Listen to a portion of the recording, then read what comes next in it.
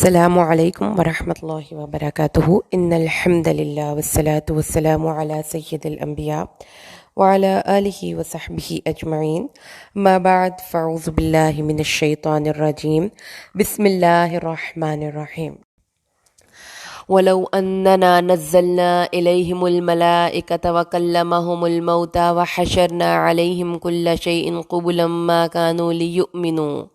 ما كانوا ليؤمنوا إلا أن يشاء الله ولكن أكثرهم يجهلون۔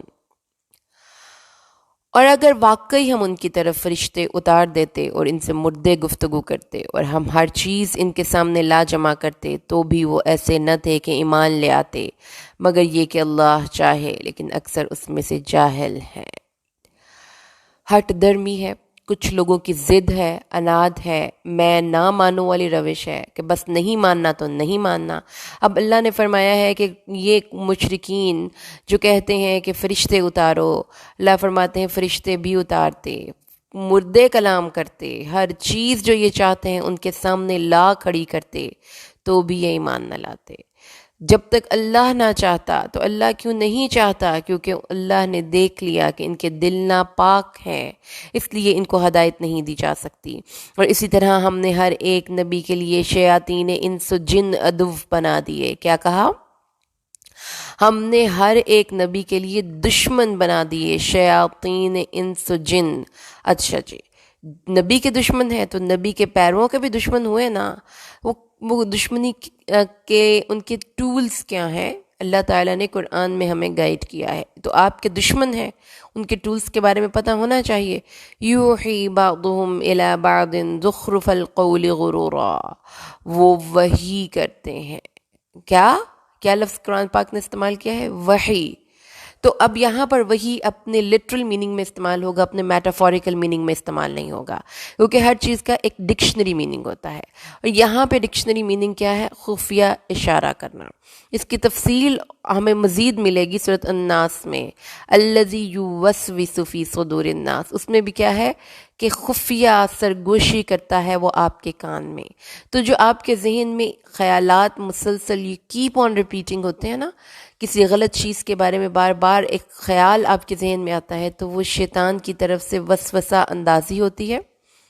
اور یہاں پر اس وسوسے اندازی کا ایک پورے کا پورا سسٹم بتا دیا گیا۔ یوحی بعضهم الی بعض، یعنی کہ شیاطین کا آپس میں رابطہ ہوتا ہے۔ اور وہ کیسے رابطہ ہوتا ہے؟ اب اس کی سمپل سی اگزامپل آج کے قاری قرآن کو سمجھنا آسان ہے کہ we are living in the best of the times and we are living in the worst of the times at the same time, کہ ہم قرآن کی بہت سی باتوں کو ہم جس طرح سمجھ سکتے ہیں ہم سے جنریشنز اگو لوگ نہیں سمجھ سکتے تھے۔ آج ہمارے ہاتھ میں موبائل فون ہے، آج ہم ویڈیو کال کر سکتے ہیں، آج ہمارے گھر میں وائی فائی کے کنیکشن ہے، تو ہر چیز کس کے تھرو کام کر رہی ہے؟ وحی کے ذریعے۔ وہ وحی کیا ہے؟ خفیہ اشارے۔ وہ خفیہ اشارے کیا ہے؟ سگنلز۔ تو آگے سمجھ میں بات۔ تو اللہ تعالیٰ نے فرمایا ہے کہ جو قرآن حکیم کی حقانیت دیکھیے کہ جو باتیں اللہ نے قرآن میں کہہ دیں اور جن لفظوں کا استعمال کر دیا، وہ لفظ کیسے 100% جو ہے آپ اس کو اپلائی کر سکتے ہیں آج کے دور میں۔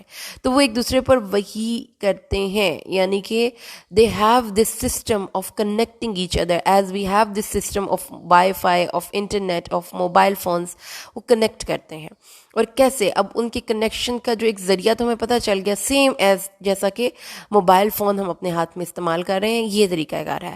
اور ان کا کام کیا ہے؟ زخرف القول غرورا، دھوکہ اور بات کو فریب نظر، یہ ہے دراصل شیطانوں کی چالیں۔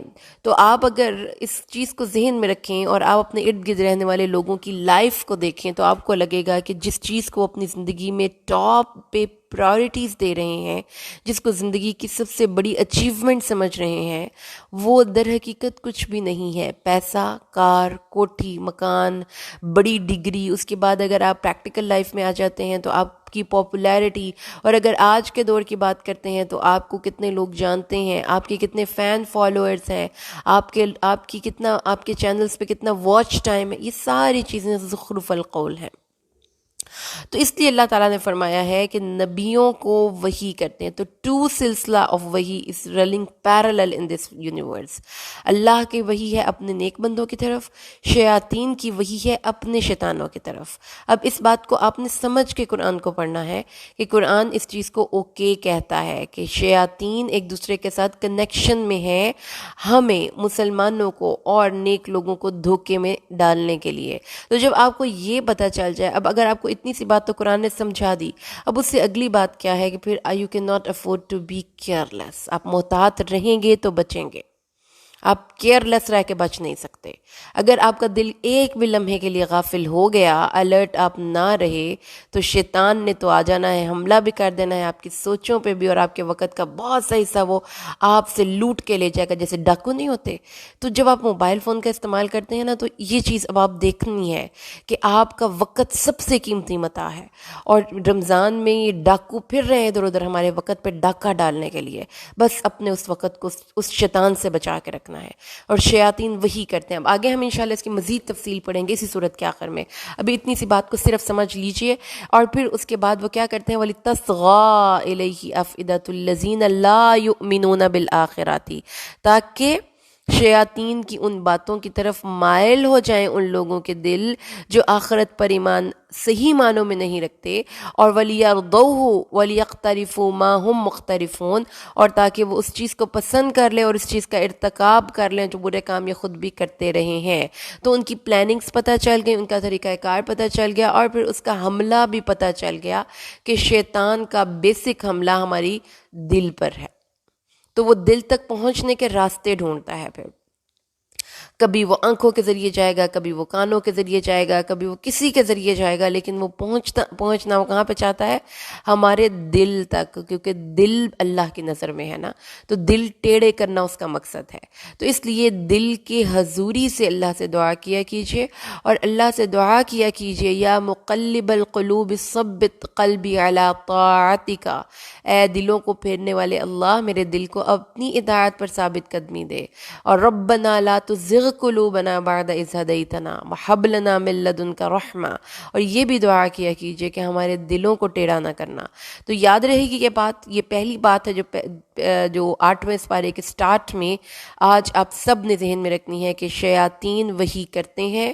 شیاطین خواہ وہ جنات کے ذریعے کریں، اور کبھی کبھی کچھ انسان خود شیطان کی بات مان کر پھر وہ ان کا اپ گریڈیشن ہو جاتی ہے. پہلے وہ شیاطین کے سگنلز وصول کرتے ہیں، پھر ان کا وجود بذات خود شیاطین کے سگنلز ایمٹ کرتا ہے، پھر وہ ٹاورز بن جاتے ہیں جیسے موبائل کے ٹاورز ہوتے ہیں نا، پھر وہ سگنلز دیتے ہیں. لہٰذا اسی لیے کہ قرآن میں کہا گیا ہے کہ کمپنی اچھی رکھیں. برے لوگوں کی کمپنی میں آپ بیٹھیں گے تو قرآن کہتا ہے کہ ان سے بری نیگیٹو ریز نکلتی ہیں.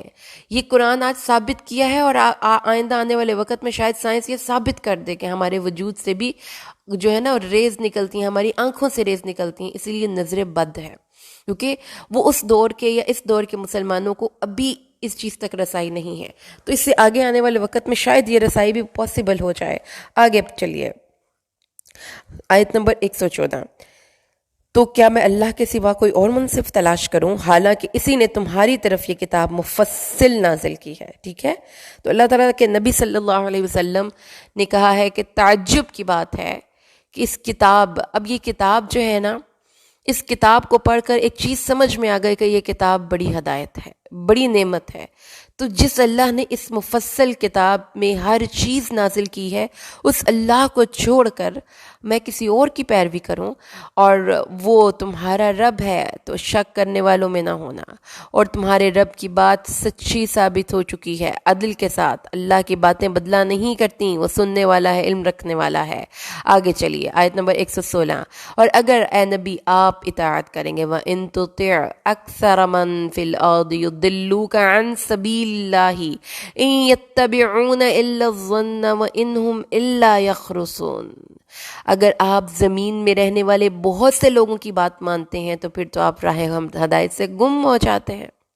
So what is the principle, what is the rule, کیا اصول کی بات پتہ چلی؟ You don't listen, you don't have to listen to the comments of others. تو میں قرآن کو پڑھتی ہوں تو پھر مجھے بار بار آپ کہتے ہیں کہ یہ بار بار کیوں سوشل میڈیا کو ریفر کرتے ہو، کہ ہم وہ جنریشن ہے اور یہ چیز ہماری نسل کے اندر انکلکیٹ ہو چکی ہے کہ ہم کمنٹس کو بڑا فوکس کرتے ہیں، نیگیٹو کمنٹس، پازیٹیو کمنٹس. آپ جا کر دیکھیں کہ لوگ یہ دیکھتے ہیں اور یہ سوچتے ہیں کہ لوگ مجھے اچھا سمجھ لیں. اللہ نے فرمایا بہت سے لوگ آپ کو زندگی کے گزارنے کے اصول کے بارے میں بتاتے ہی نہیں، وہ تو آپ کو گمراہی کا راستہ دکھاتے ہیں. تو اس لیے انسانوں کی بات نہیں ماننی. ہدایت کس سے لینی ہے؟ کتاب اللہ سے.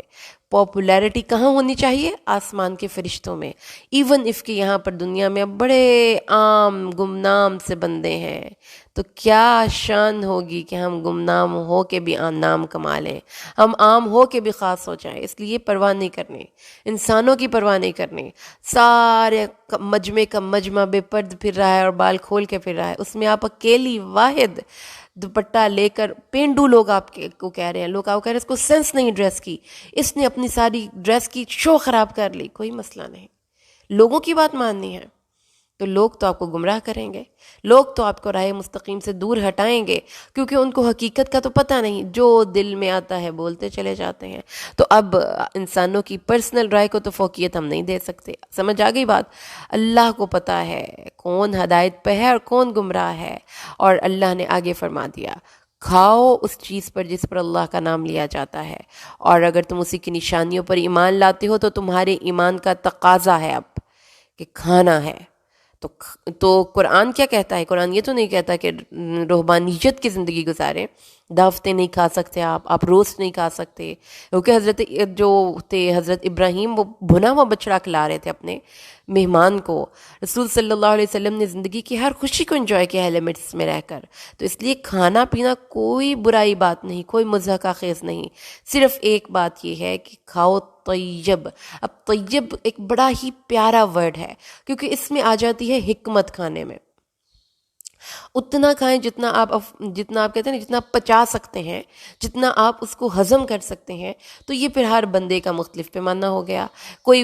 کسی کا جسم گرمی والا ہے تو وہ ٹھنڈی چیزیں کھائے گا، کسی کا جسم سردی والا ہے تو وہ گرم چیزیں کھائے گا، کوئی میٹھا پسند کرتا ہے. ہر چیز حلال ہے. کوئی فروٹس کو زیادہ پسند کرتا ہے، اور موسم کے اعتبار سے کھائیں. اگر آپ کو لگتا ہے کہ اب گرمیاں ہیں تو آپ زیادہ انڈے نہیں کھا سکتے، آپ کے جسم میں گرمی ہو جائے گی. تو ہر چیز جو اللہ نے ہمارے لیے لکھی ہوئی ہے حلال ہے، اس کو طیب کر کے، یعنی کہ اس کو حکمت کے ساتھ کھاتے رہیں. یہ اللہ تعالیٰ نے ہمیں حکم دیا ہے. اور پھر اللہ تعالیٰ ناراض ہو رہا ہے کہ اللہ کے نام پہ جو چیز پکتی ہے، دی جاتی ہے، ذبح ہوتی ہے، اس کو کیوں نہیں کھاتے؟ اللہ نے تم پر حرام کی پوری لسٹ واضح کر دی، پیچھے پڑھ کے آئے نا سورۃ المائدہ میں. تو اگر تم بے قرار ہو جاؤ تو وہ بھی کھا سکتے ہو تھوڑا سا. تو دین اسلام کی فلیکسیبلٹی ہے. ایٹ دا سیم ٹائم اللہ تعالیٰ نے اس چیز کو پسند کیا ہے کہ اللہ کی حلال کی گئی چیزوں کو آپ استعمال کریں. ٹھیک ہے، آگے آ جائیے. بے شک بہت سے لوگ گمراہ ہوتے ہیں بغیر علم کے راستے. بے شک تیرا رب جانتا ہے معتدین کو. اچھا جی، اس کے بعد اللہ تبارک و تعالیٰ نے فرمایا اگلی آیت میں، وَذَرُوا ظَاهِرَ الْإِثْمِ وَبَاطِنَهُ ان الذين يكسبون الاثم سيجزون ما كانوا يقترفون. ظاہر اور چھپا ہوا ہر گناہ چھوڑ دو. کون کہہ رہا ہے؟ اللہ. پیچھے پڑھ کے ہے نا اللہ. CCTV کیمراز، اللہ کی طاقتیں، اس کی ریکارڈنگ ڈیوائسز کیسی ہیں، اس کی پاور، اس کی رینج، اس کا پکسل، اس کے کیمرے کا کتنی وہ چیزوں کو دیکھ سکتا ہے. وہ زمین کے اندر اور زمین کے باہر پتوں کو، اور وہ اس کے ساتھ ساتھ زمین کے اندر دانوں کو، سب کو دیکھ سکتا ہے. تو اس لیے جب اکیلے بیٹھے ہوتے ہو نا رات کو رضائی میں منہ دے کر، تو اپنے موبائل سے کوئی بھی فلم دیکھ لیتے ہو اور بعد میں صبح اٹھ کے اس کی سرچ ہسٹری ڈیلیٹ کر کے تو پھر بڑے نیک بنے پھرتے ہو. اور تمہارے موبائل پہ 4 کوڈ لگے ہوئے ہیں سیکیورٹی، اور تمہارے فنگر پرنٹ کے بغیر کوئی تمہارا موبائل نہیں کھول سکتا. ایسی کون سی پرائیویسی ہے اس موبائل میں؟ کیا اللہ سے چھپا سکتے ہو؟ چھوڑ دو اور ظاہر اور باطن گناہ کو چھوڑ دو. مومن تم اندر باہر سے شیشے کی طرح چمکتے ہوئے شفاف اللہ کو چاہیے، تبھی تمہارا وجود روشنی کو ریفلیکٹ کرے گا اللہ کی، ورنہ نہیں ہو سکتی. اس لیے دل کو صاف کرو، اندر باہر کو صاف کرو. کیا تم اپنے گھروں کو چمکاتے ہو؟ تمہیں اپنے دل کو چمکانا چاہیے. اور آگے اللہ نے فرمایا کھاؤ اللہ کے نام پر، اور مت کھاؤ اس چیز پر جس پر اللہ کا نام نہیں لیا جاتا. یہ نافرمانی ہے. بات سمجھ لیجیے، یہ بات کیا کہا اللہ تعالیٰ نے. اب اس بات کو نا، اس قرآن کی اس آیت پہ نا ذرا تھوڑی دیر ٹھہر جائیے اور بڑا دھیان سے بات کو سمجھیے. مت کھاؤ اس چیز پر جس پر اللہ کا نام نہیں لیا گیا، وہ نافرمانی ہے.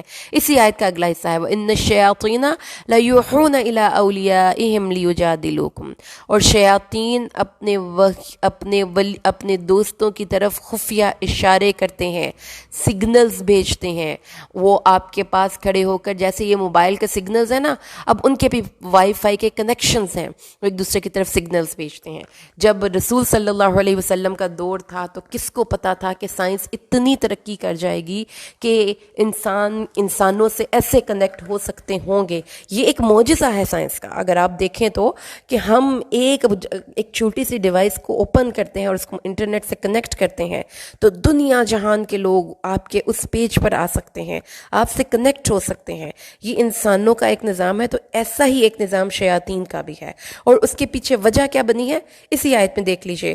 جو چیزیں آپ وہ چیزیں کھائیں جس پر اللہ کا نام نہ لیا گیا ہو، تو وہ آپ کے باڈی میں ایک ایسی موڈیفیکیشن کر دیتے ہیں کہ اب وہ شیاطین کے سگنلز وصول کر سکتے ہیں. زیادہ احتمال ہے. تو اگر آپ اس کی بیماری سے انالوجی لیتے ہیں تو کووڈ کے دور میں فرمایا کیا کہا گیا تھا کہ رش والی جگہوں پہ مت جائیں، آپ کو بیماری لگنے کے زیادہ چانس ہیں. تو اگر آپ کو بیماری لگ گئی ہے تو پھر کوارنٹائن ہو جائیں. تو پیاری بہنوں، قرآن کو آپ جب اس طرح پڑھتے ہیں تو آپ حیران رہ جاتے ہیں. کیا کتاب ہے یہ، واللہ العظیم. اللہ نے فرمایا ان کی اطاعت مت کرنا. کیسے بچ سکتے ہو؟ حلال کھا کر. تو جس چیز میں احتمال بھی ہو نا کہ اس چیز پہ اللہ کا نام نہیں لیا گیا، تو آپ نے اگر شیاطین کے ڈسٹریبیوٹرز نہیں بننا تو اسے روک چاہیے. اللہ نے آگے فرمایا کیا جو شخص مردہ ہو ہم اس کو زندہ کر دیں اور اس کے لیے ایک نور بنا دیں جس کے ساتھ وہ انسانوں میں چلتا پھرتا ہو. کمم مثلہ فی الظلمات لیس بخارج منہا، اس شخص جیسا ہو سکتا ہے جو اندھیروں میں بھٹک رہا ہو، وہاں سے نکلنے ہی نہ والا ہو. نور، یہ کتاب ہے نور. پیچھے پڑھ کے آئے نا، دل کو چمکا لو، پھر وہ ریفلیکٹ کرے گا اللہ کا نور ہمارے دل میں. تو پھر وہ نور ایسا نور ہوگا کہ جہاں جائیں گے لوگ ہمارے وجود سے نور لیں گے. تو کیا ہے؟ خوبصورت دو تشبیہات ہیں. ایک طرف شیاطین ہیں جو شیطانوں کی طرف وحی کرتے ہیں، ایک طرف اللہ والے ہیں جو نور کو ریفلیکٹ کرتے ہیں. تو یہ دو مثالیں قرآن میں پتہ چل گئیں. اللہ نے فرمایا اور کافر، ان کے لیے تو ان کے اعمال مزین ہیں، ان کو سمجھ نہیں آتی، سمجھتے ہیں ہم. آگے اللہ نے فرمایا ہر ایک بستی کے لیے ہم نے بڑے بڑے مجرموں کو ان کا کیا کر دیا، اس میں مکر کرنے کے لیے کھلا چھوڑ دیا. جاؤ بھائی. جیسے وہ ایک ہوتا ہے نا، ایک بھینسا، جیسے وہ آپ نے کبھی جا کر دیکھیں کہ اسپین میں بھینسے کو کھلا چھوڑ دیتے ہیں. اب وہ بھینسا کیا کرتا ہے، کبھی کہاں پہ ٹکر مارتا ہے، کبھی کہاں پہ ٹکر مارتا ہے، لوگوں کو کبھی گراتا ہے، کبھی پاؤں کے نیچے رونتا ہے.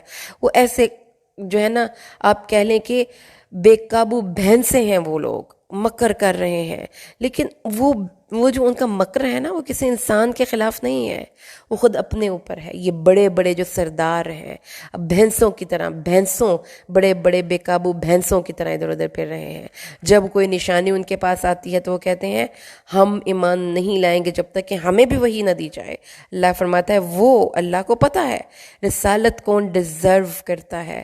تو جو مجرم ہیں ان کو تو اللہ کے نزدیک ذلت والا عذاب ہوگا. اس لیے یہ کہنا کہ یہ اس کو کیوں مل گیا اور یہ اس کو کیوں مل گیا، یہ اللہ نے فرمایا وَمَن يُرِدِ اللَّهُ أَن يَهْدِيَهُ يَشْرَحْ صَدْرَهُ لِلْإِسْلَامِ. قرآن کی ایک ایک آیت، ہر لفظ موتیوں کی طرح اپنی جگہ پہ فٹ ہے. خوبصورت قرآن کی آیات ہیں. میرے پاس وہ قوت بیان نہیں ہے کہ میں ان آیات کے بیان کا حق ادا کر سکوں. اس آیتوں کو ذرا سمجھیے. جس کو اللہ جس کے ساتھ ہدایت کا ارادہ کرتا ہے اس کا سینہ اسلام کے لیے کھول دیتا ہے. سینے کا کھل جانا، وسعت قلبی، وسعت نظری، یہ کیا ہے؟ یہ اللہ کی رحمت ہے. کس شخص کے لیے؟ جس کو اللہ تعالیٰ ہدایت دینا چاہتا ہے. تو دیکھ لیجئے دیکھیے نا اپنے ارد گرد جتنے علماء دین اگر تنگ دل ہیں تو وہ ہدایت پہ نہیں ہیں، کیونکہ اللہ کے نیک بندے کا تو شرح صدر ہو چکا ہوتا ہے، ان کے دلوں میں نفرتیں نہیں ہوتی، ان کے دل تنگ نہیں ہوتے، وہ اپنے علاوہ باقی سب کو دوزخ میں نہیں بھیج رہے ہوتے۔ دلوں کا کھلا ہونا ہدایت یافتہ ہونے کی علامت ہے۔ اللہ کے نبی کو اللہ نے فرمایا تھا الم نشرح لک صدرک، یہ نبی کو ملنے والی نعمت ہے۔ تو جس کو یہ نعمت مل گئی وہ اپنے نبی جیسی اس کو ایک کوالٹی مل گئی۔ نبی نے، کس نبی نے؟ اللہ نے اپنے دو جلیل القدر نبیوں کے بارے میں یہ بتایا۔ حضرت موسیٰ نے کہا رب اشرح لی صدری، اللہ نے اپنے نبی کو کہا الم نشرح لک صدرک، اور اب ہمیں کہہ رہا ہے جس کی ہدایت کا اللہ ارادہ کرتا ہے اس کا شرح صدر ہو جاتا ہے۔ تو اللہ سے دعا کیا کیجیے رب اشرح لی صدری، رب اشرح لی صدری، آمین۔ جس کا سینہ تنگ ہوتا ہے تو وہ کیا کرتا ہے؟ ضیقا حرجا کانما یصعد فی السماء، اس کا سینہ بھیجا ہوا، تنگ نظر، تنگ دل لوگ، وہ آسمان کی طرف چڑھا جا رہا ہے، اس کا دل ایسے بند ہے کہ اس کے اندر ذرا بھی وسعت نہیں کسی انسان کے لیے۔ تو یہ جو تنگی ہے نا، یہ نافرمانی اور بے برکتی ہے اور دلوں میں گندگی ہے۔ سمجھ، اب اس بات کو ذرا سمجھیے۔ آپ کے گھروں میں کبھی بھی ہمیشہ ایک نہ ایک دفعہ تو ایسا ہوا ہوگا کہ ڈکا لگ جاتا ہے، جس کا کہتے ہیں نا ڈکا، بلاکیج، ڈکا لگ گیا۔ جی ڈکا لگ گیا تو کیا ہوتا ہے؟ وہاں پہ گند بھرا ہوتا ہے، وہاں پہ آپ نے اس چیز کو صاف نہیں نہ کیا تو وہ ڈکا لگ گیا۔ یہاں پہ اللہ نے فرمایا کہ گندگی کا نا ان کے دلوں پہ ڈکا لگ گیا، بلاک ہو گئے ان کے دل، بلاکیج آ گئی ہے، اس لیے ان کے دل نہیں ہدایت دے سکتے۔ تو پھر وہی خوبصورت بات، بار بار دل کی طرف رہنمائی ہے۔ دلوں کی صفائی کا اہتمام ضروری ہے، نفرتوں سے، بغض سے اپنے آپ کو صاف کرنا ضروری ہے اگر آپ چاہتے ہیں کہ آپ کو بھی ہدایت کا نور مل جائے۔ اور اگر آپ کا دل صاف ہوگا نا تو پھر ہی روشنی ملے گی آسمانوں سے، ادروائز تو کالے سیاہ دلوں پہ کوئی ریفلیکشن نہیں ہوا کرتی۔ وَهَذَا صِرَاطُ رَبِّكَ مُسْتَقِيمًا، یہ ہے تیرے رب کا سیدھا سچا صاف اور کھرا راستہ۔ کون سا؟ یہ دلوں کی صفائی۔ ان کے لیے رب کے پاس سلامتی والا گھر ہے اور وہ ان کا دوست ہے، کیونکہ وہ عمل ایسے ہی کیا کرتے تھے۔ پھر اللہ نے فرمایا کیا سورۃ الانعام آیت 1-8، اللہ جس دن ان سب کو جمع کرے گا تو شیطان جن و انس اکٹھے ہو جائیں گے۔ شیطانوں انسانوں کو کہے گا انسانوں جنوں سے فائدے اٹھائے تھے، جن کہیں گے ہاں ہم ایک دوسرے کے دوست بن کر ایک دوسرے کا کام کیا کرتے تھے، یہاں تک کہ ہمارا وقت آ گیا۔ تو قرآن یس کہتا ہے، ہاں جن انسانوں کے قابو میں ہوتے ہیں، جن انسانوں کے بہاف پر کام کرتے ہیں، انسان جنوں سے الٹے کام کرواتے ہیں۔ اس لیے اپنے آپ کو اللہ کی حفاظت میں دیا کیجئے، صبح و شام کے اذکار لازمی پڑھیں، روٹین سے پڑھیں، اس کے علاوہ اور کوئی چیز نہیں پروٹیکشن کے لیے۔ سب سے پاورفل وظیفہ ہے صبح اور شام۔ اللہ جب دو ٹائم مل رہے ہوتے ہیں نا، صبح کے ٹائم روشنی جا رہی ہے، اندھیرا جا رہا ہے، روشنی آ رہی ہے، اور شام کے ٹائم پہ روشنی جا رہی ہے اور اندھیرا آ رہا ہے۔ جب یہ دو وقتوں کے ملنے کا وقت ہوتا ہے نا، تب شیاطین بڑے ایکٹیو ہوتے ہیں۔ ان دونوں وقتوں میں پھر اللہ کو یاد کر کے اپنے آپ کو ان شیطانوں کے حملوں سے بچا لیا کریں، غافل نہیں ہونا بالکل بھی، میرے سے یہ وعدہ کریں۔ صبح اور شام کے اذکار نہیں پڑھے جاتے، کسی بھی بک آپ کو بہت آسانی سے مل جائیں گے۔ اگر نہیں بہت بزی ہیں، آپ جاب سے واپس آ رہے ہیں یا صبح جاب پہ جا رہے ہیں، تو اپنے موبائل سے یوٹیوب پہ جائیں، اذکار الصباح، اذکار المساء، وہاں سے ان کو اوپن کریں اور پھر اس کو سن لیا کریں، اور یہ ضرور کیا کرنا ہے آپ نے کام۔ اس کے بعد اللہ تعالیٰ نے فرمایا کہ یہ جو ظالم ہے نا، بعض کے فرینڈز ہوتے ہیں، دے میک فرینڈز، نولی کا لفظ مطلب مددگار اور مسلط۔ تو اللہ تعالیٰ نے فرمایا کہ ظالموں کے مددگار بن جاتے ہیں کیونکہ وہ کمائی کرتے ہیں۔ تو اس لیے ابھی اس سے جو ایک بڑا واضح ہمیں کانسیپٹ سمجھ میں آیا اس سورت الانعام سے سٹارٹ سے ہی، وہ یہ ہے کہ نبیوں کے دشمن ہوتے ہیں، وہ وہی کرتے ہیں اور وہ ایک دوسرے کا ساتھ دیتے ہیں۔ اور کون لوگ ہیں جو ان کے زیادہ سگنلز وصول کرتے ہیں؟ جو گندے لوگ ہوتے ہیں۔ تو گندگی ان کی روح کے اندر ہے، جس کی گفتگو گندی ہے، جس کا لباس گندا ہے، جو اللہ کی باتیں نہیں مانتا، ان کے دلوں میں ڈکے لگ جاتے ہیں، بلاکیج ہو جاتی ہے، تو پھر وہاں پر کوئی نور داخل نہیں ہوتا۔ اچھا جی آگے آ جائے، یا معشر الجن والانسی، اللہ فرماتا ہے جن و انس تمہیں، اللہ تعالیٰ کے رسول آئے تھے، اس دن کی ملاقات کے بارے میں ڈرایا تھا، تو وہ کہیں گے ہم گواہی دیتے ہیں، اپنے اوپر ہم گواہی دیتے ہیں کہ ہم دنیا کی زندگی میں غافل بیٹھے، دھوکے میں پڑے رہے، اور پھر وہ خود گواہی دیں گے جی اللہ تعالیٰ آپ صحیح کہہ رہے ہیں، ہم نے ہی غلط کیا تھا۔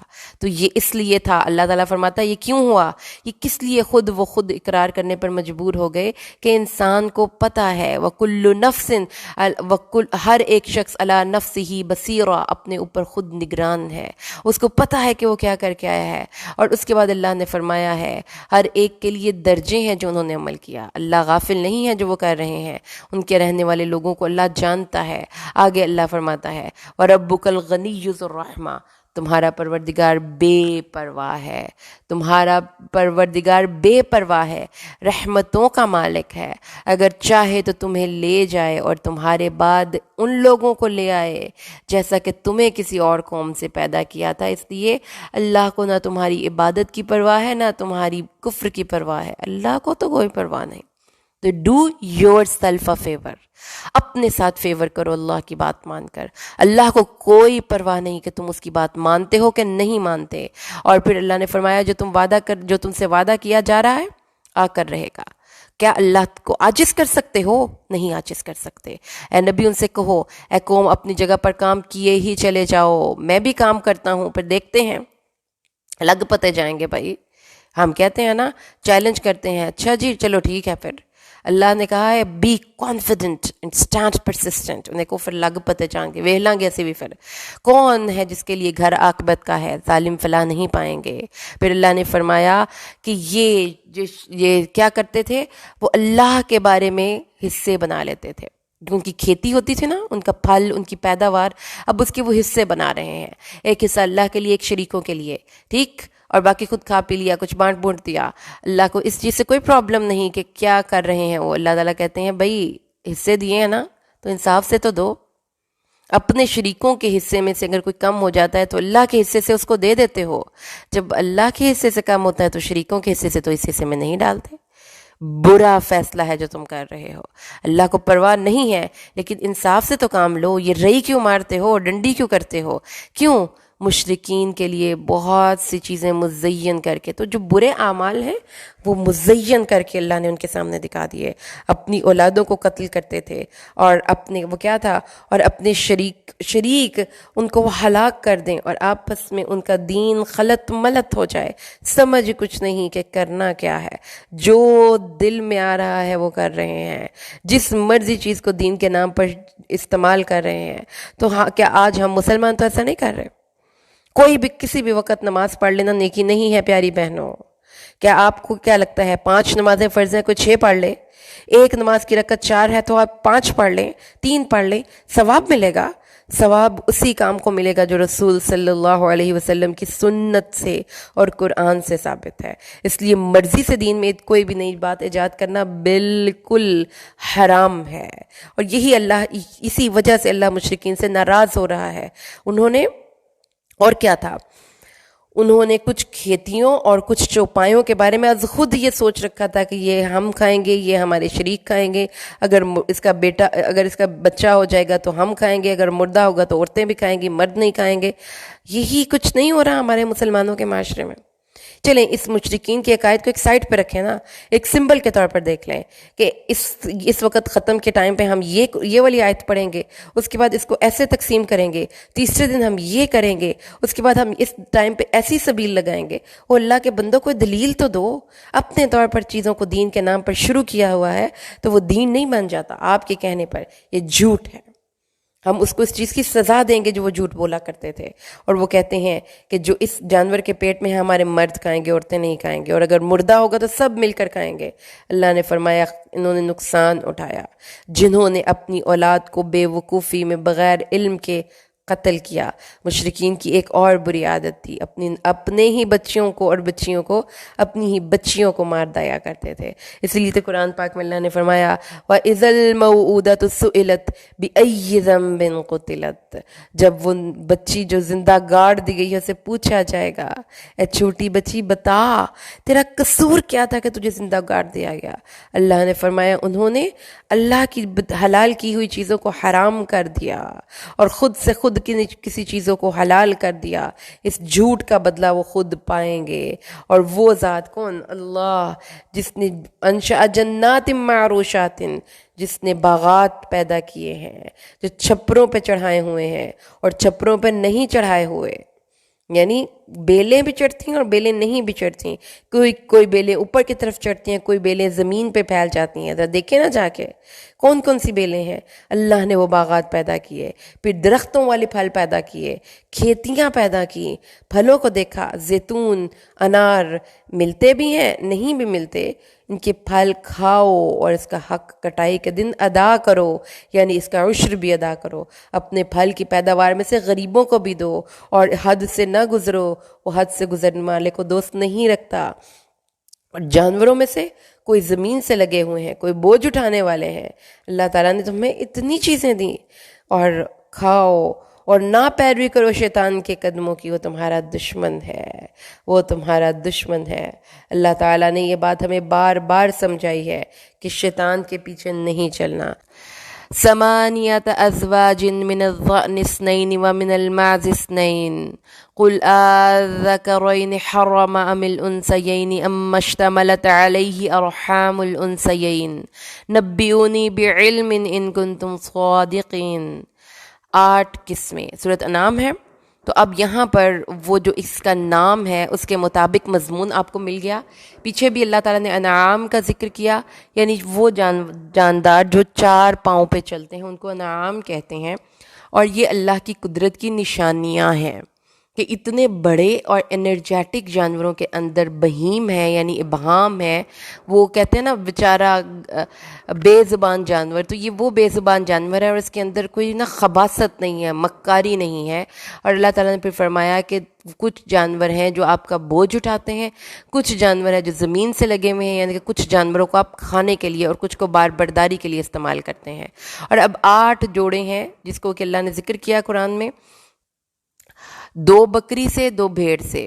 تو اللہ تعالیٰ نے فرمایا کہ یہ دونوں جوڑوں کے بارے میں ذرا ان سے پوچھو، نر حرام کیے یا مادہ، یا وہ بچہ جو مادہ کے پیٹ پہ لپٹا ہوا ہے، مجھے علم کے ساتھ بتاؤ۔ تو کیا ضروری چیز ہے؟ علم کے ساتھ بتاؤ۔ زبانی کلامی بات ہم نے ماننی نہیں، میرے فلاں پیر صاحب نے کہا تھا، فلاں میری جو ہے بک میں لکھا ہوا ہے، علم، دلیل، ایک سچا سورس کے ساتھ بات کو کرو کہ ان میں یہ جو تم نے اپنے طور پر حلال و حرام مقرر کیا یہ کس کتاب میں لکھا ہوا ہے۔ اور آگے بتاؤ مجھے، اونٹ میں سے 2 اور گائیوں میں سے 2، کہہ دیجئے کیا اس نے دونوں نر حرام کیے یا دونوں مادہ، یا وہ بچہ جس پر دونوں ماداؤں کے رحم لپٹے ہوئے ہیں؟ یا اس وقت تم حاضر تھے جب اللہ نے تمہیں اس چیز کی وصیت کی تھی؟ بتاؤ۔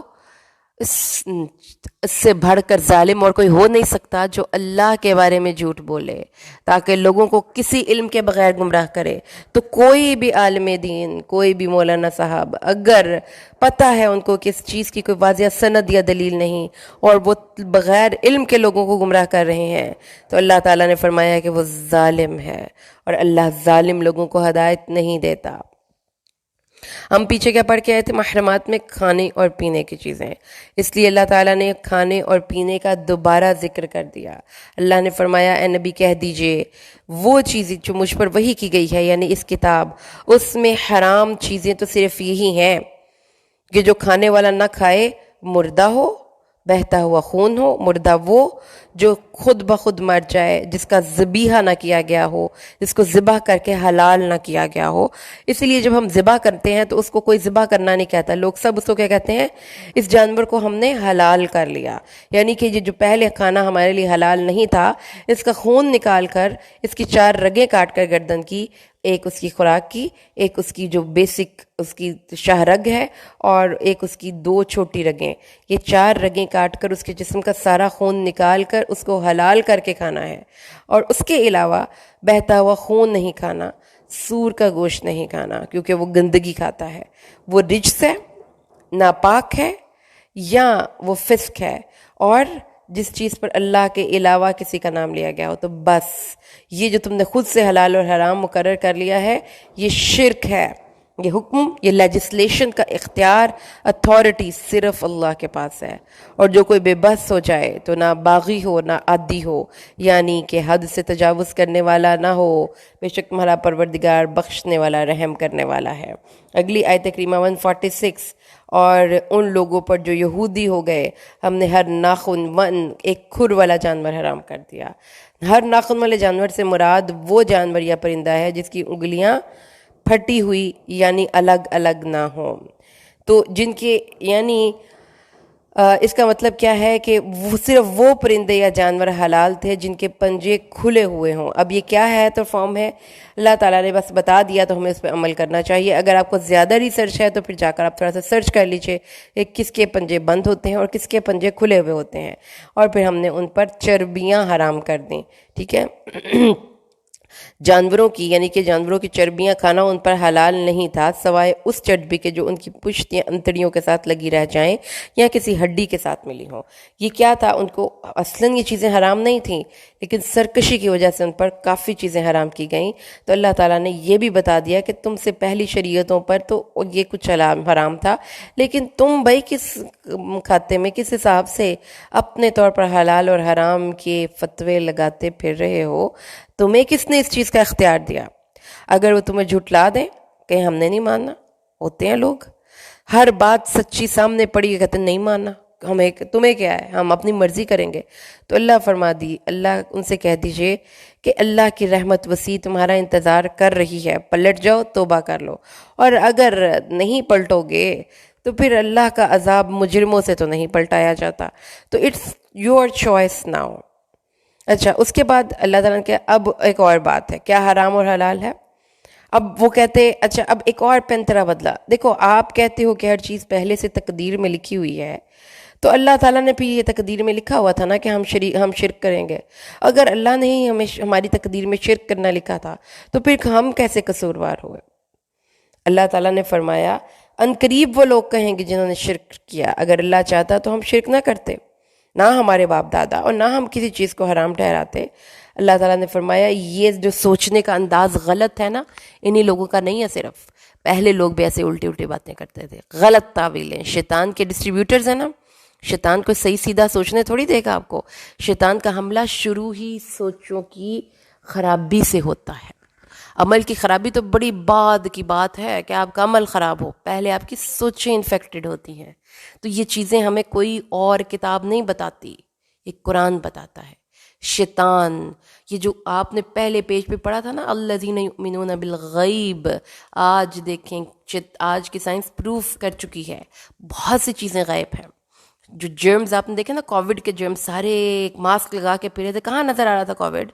اس کا چھوٹا سا جو جرم تھا وہ کہاں نظر آ رہا تھا؟ ہمیں اس سے ڈر تھا.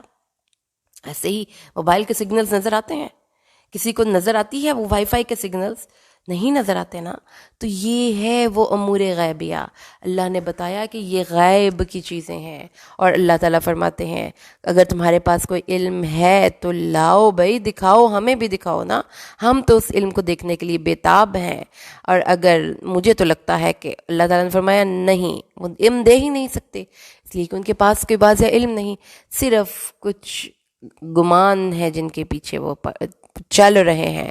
تو کامل دلیل اللہ کی ہے، فَلِلَّهِ الْحُجَّةُ الْبَالِغَةُ. اگر اللہ چاہتا تو تم سب کو ضرور ہدایت دے دیتا. اے نبی ان سے کہو لاؤ اپنے گواہ جو یہ گواہی دیتے ہیں واقعی اللہ نے یہ چیزیں حرام کی ہیں. دیکھو اللہ کو کتنی غیرت آ رہی ہے. حرام کھانے پینے کی چیزیں اس نے بنائیں، ان کو ان کی اصلیت کا پتہ ہے، ان کو ان کی تاثیر کا پتہ ہے. خود سے خود اپنے آپ کو اتنے اوور سمارٹ سمجھتے ہو کہ یہ ہمارے لیے صحیح ہے اور یہ غلط ہے. اللہ کو یہ چیز سخت ناپسند ہے. اللہ نے فرمایا لاؤ گواہوں کو. اگر وہ اپنے ساتھ کوئی الٹے سیدھے لوگ گواہوں کے طور پر لے بھی آئیں تو نبی ان سے اعراض کرے. وہ اپنے طور پر کہیں گے دیکھا نہ ہرا دیا. اللہ نے فرمایا ان کی خواہشوں کے پیچھے مت چلو، جنہوں نے ہماری آیتوں کو جھٹلایا، جو آخرت پر ایمان نہیں رکھتے، اپنے رب کے ساتھ شریک ٹھہراتے ہیں. آؤ میں پڑھ کر سناؤں جو تمہارے رب نے تم پر حرام کیا ہے. اب وہ کیا ہے؟ پہلے تک کھانے پینے کی چیزیں حرام، اب ہیں عادتیں حرام، اب ہیں عادتیں، لائف سٹائل حرام. لائف سٹائل بتاؤں کیا ہے؟ شرک سب سے ٹاپ آف دا لسٹ حرام چیزوں پر. یہی ہیں وہ کبیرہ گناہ جس کو بچ جائیں گے تو چھوٹے گناہ بائی ڈیفالٹ معاف ہوتے رہیں گے. شرک، والدین کے ساتھ بدسلوکی، اولادوں کو بھوک کے ڈر سے قتل کر دینا، اور فواحشہ کے قریب بھی مت پھٹکنا. بے حیائی گفتگو میں، بے حیائی لباس میں، بے حیائی عادتوں میں، بے حیائی گفتگو میں. واللہ العظیم یہ تو جنت میں بھی نہیں ہم کر سکیں گے. دنیا کی جو حرام چیزیں ہیں وہ جنت میں حلال ہو جائیں گی، لیکن یہ بے حیائی، کسی کو قتل کرنا، کسی کے ساتھ برا سلوک کرنا، والدین کے ساتھ نافرمانی کرنا، شرک کرنا، یہ لوگ نہ دنیا میں اللہ کو پیارے لگتے ہیں، اور ایسے لوگ تو جنت میں جا ہی نہیں سکتے بھائی. یہ عادتیں ہیں تو پھر جنت تمہارے لیے نہیں ہے. اللہ نے فرمایا، آگے اللہ کیا فرماتا ہے، اور یتیم کا مال مت کھانا، اس کے قریب بھی مت پھٹکنا احسان کے علاوہ. کسی ایسے بندے کا مال کھا کھا کر تم اپنے پیٹ بھر رہے ہو جس کا مال پہ تمہارا کوئی جائز حق نہیں تھا، اور نہ پرتول انصاف سے پورا کرنا. دیتے وقت پورا لیتے ہو نا، تو دیتے وقت بھی پورا دینا. یہ نہ کرنا کہ لیتے وقت تو پورا لے لو اور دیتے وقت انصاف نہ کرو. اور اللہ نے فرمایا ہے کہ جب بات کرو تو عادل سے بات کرنا، اگرچہ کہ تمہارا باپ بھی سامنے کیوں نہ بیٹھا ہو، تمہاری ماں ہی کیوں نہ ہو. کیا کہتے ہیں جب یہ خاص طور پہ میرڈ لائف میں ایک نئی آنے والی لڑکی کے ساتھ زیادتی کرتے ہیں، وہ کہتی ہے کہ تمہاری ماں نے غلط کیا. ہاں میری ماں غلط ہے، لیکن میں اس کو غلط نہیں کہوں گا. تمہیں ایسے ہی زندگی گزارنی ہے، گزارا کر سکتی ہو میرے ساتھ تو کر لو. بڑے کیسز میں نے سنے. یہ زیادتیاں، یہ عدل و انصاف سے برخلاف وہ بندے یہ حرکت کرتے ہیں جو اپنی حلقہ احباب میں بڑے ہی لبرل، بہت ہی اچھے اور بہت ہی خوش اخلاق مشہور ہیں. یہ انسانوں کے ساتھ تعلقات گزارنے کے لیے ہر جگہ پر عدل سے کام لینا. ایک طرف تم اور تمہارے سارے انٹرسٹس ہوں، ایک طرف ایک مظلوم بندہ کھڑا ہو، آپ کو کروں گا، میں ایسے ہی کروں گا، کر سکتی ہو میرے ساتھ گزارا تو کرو، ورنہ تم میری طرف سے فارغ ہو. ایسے اگر تو آپ میں سے کوئی کرتا ہے تو اللہ کی کتاب کو حکم سمجھ کے اپنی عادتوں کو بدل لیجئے. اللہ کے وعدوں کو پورا کرو. وَبِعَهْدِ اللَّهِ أَوْفُوا، وفا کرو، اللہ سے وفا کرو. یہ تمہیں نصیحت کی جاتی ہے. یہ ہے میرا سیدھا سچا صاف اور کھرا راستہ. وَأَنَّ هَذَا صِرَاطِي مُسْتَقِيمًا. اللہ تعالیٰ فرماتا ہے ان عادتوں کو اپنا لو گے تم راہ مستقیم پر چلو گے. تو راہ مستقیم پر چلنے والے لوگ کون ہوئے؟ Highly disciplined, highly social, highly organised, بہت اللہ سے ڈرنے والے، ہر انسان کو اس کا جائز حق بھی دینے والے، اور کسی انسان کی زندگی میں کبھی کوئی نیگیٹو رول پلے نہ کرنے والے. یہ ہیں وہ لوگ. اللہ نے فرمایا ہے نصیحت سن لو تاکہ تم اتقا کرو. اگلی آیت کریمہ، آیت نمبر 154. پھر ہم نے موسیٰ کو کتاب دی، تمام علی الذی احسن وتفصیلا لکل شیء وہدی ورحمہ. کیا ہے حضرت موسیٰ کی کتاب کی خصوصیت؟ تمام ہو گئی اس میں بھی تمام بھلائیاں، ہر چیز کی تفصیل ہے، ہدایت ہے اور رحمت ہے. یہ ہے حضرت موسیٰ کی کتاب. اور پھر آگئی آج ہماری کتاب، وَهَذَا کتاب، یہ کتاب انزلناہ، ہم نے اس کو اتارا. کس نے؟ جس کا لکھنے والا آسمانوں کا خالق ہو، زمین کا مالک ہو. اس کتاب کی پھر عظمت وہی ہے جو اس کے بنانے والے کی ہے. تو یہ کتاب تمام علوم پر یوں ہی بلند اور حاوی ہے جس طرح خود خالق کل کائنات اس ایک مخلوق پر بلند ہے. ہر علوم کی بنیاد، ہر علوم کی ٹاپ کی علم کتاب اللہ تک رسائی ہے، اللہ کی ذات تک رسائی ہے. اور اللہ نے فرمایا یہ کتاب ہے مبارک. برکتیں چاہتے ہیں؟ اس کتاب سے جڑ جائیے. اس کتاب کی برکتیں ہیں، زندگیاں سدھر جائیں گی، آسانیوں کے دروازے کھل جائیں گے، بری عادتوں کی گرہیں کھل جائیں گی، بند دروازے کھل جائیں گے، بند راستوں کے آگے سے ہمیں راستے مل جائیں گے، اندھیرے چھٹ جائیں گے، نور زندگی میں آ جائیں گے. مبارک، یہ کتاب مبارک، اس کو پڑھنے والے مبارک. یہ گھڑی، یہ گھر، یہ موقع مبارک، اللہ نے جس کو اس کام کے لیے منتخب کیا وہ شخص مبارک، یہ کتاب مبارک ہے، اس کے پیچھے پیچھے چلو اور اللہ سے ڈرتے رہو تاکہ تم پہ رحم کیا جائے۔ ایسا نہ ہو قیامت کے دن تم یہ کہنے لگو جب رسول کھڑا ہو کر فرد جرم عائد کرے گا، وقال الرسول یا ربی ان قوم اتخذوا هذا القرآن محجورا، رسول کہے گا اللہ میری قوم نے اس کتاب کو اٹھا کر اپنی پشتوں کے پیچھے پھینک دیا تھا۔ تو کہو ہوئے ہوئے ہوئے بڑی مسٹیک ہو گئی، کیا کہو یہ کتاب تو بڑی کوئی پرانی بستیوں پر نازل ہوئی تھی۔ بھئی آج کے دور میں سائنس پڑھتے ہیں، فزکس بایولوجی پڑھتے ہیں، یہ قرآن بھی کوئی پڑھنے والی چیز ہے؟ پتہ نہیں کس راستے پر تم چل پڑے ہو، ہم تو غافل تھے۔ یا پھر کہو کہ کتاب اتری تھی اتنی پرانی، ہم آج اس کو پڑھتے۔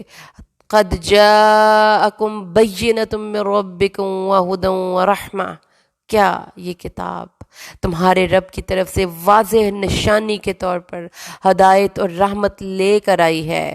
تو جو اس سے منہ اراض کرے گا اس سے بڑھ کر ظالم کون ہے؟ جو اللہ کی نشانیوں کو جھٹلا کر اسے منہ موڑ لے۔ سی ایس ایس کرتے ہیں، ڈاکٹرز بنتے ہیں، انجینئرز بنتے ہیں، کتنی مشکل سٹڈیز کرتے ہیں اور پھر کسی مقام پر پہنچتے ہیں۔ اس کتاب کے لیے ہمارے پاس زندگیوں میں 10 منٹ بھی نہیں، اور کوئی مقام حاصل کرنے کے لیے آپ دن رات ایک کرتے ہیں، اسے منہ موڑتے ہیں، اعراض کرتے ہیں، اس کو جھٹلاتے ہیں، اس کو ہدایت کا سورس نہیں سمجھتے۔ تو اللہ نے فرمایا پھر برا عذاب ہے ان لوگوں کے لیے جنہوں نے اس کتاب سے کنی کتراتے ہوئے نکل گئے، اس کتاب سے کنی کتراتے ہوئے نکل گئے۔ اللہ نے فرمایا مجھے بھی پرواہ نہیں، اس کتاب ہدایت نہیں مل سکتی تمہیں، جہاں مرضی بھٹکتے رہو، جب تک کتاب اللہ کو ہاتھ میں نہیں تھامو گے تم راہ مستقیم پر نہیں چل سکتے۔ کیا وہ منتظر ہیں کہ ان کے پاس فرشتے آئیں یا تیرا رب آ جائے یا رب کی کوئی نشانی آ جائے؟ یعنی اس کتاب کی اتنی بڑی عظیم الشان نشانی کے باوجود نہیں مانتے، تو پھر قیامت کے دن کا ہی انتظار کریں۔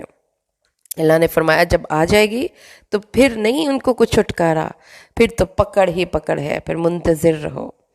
بھاگو اپنے اس مکر و فریب میں جنہوں نے اپنے دین کو ٹکڑے ٹکڑے کر دیا، اور اس میں پھر انہوں نے گروہ بندیاں بنا لیں۔ اے نبی ان سے تمہارا کوئی لینا دینا نہیں، وہابی، سنی، شیعہ، دیوبندی، اہل حدیث، نہیں کسی فرقے کا حصہ بننا آپ نے۔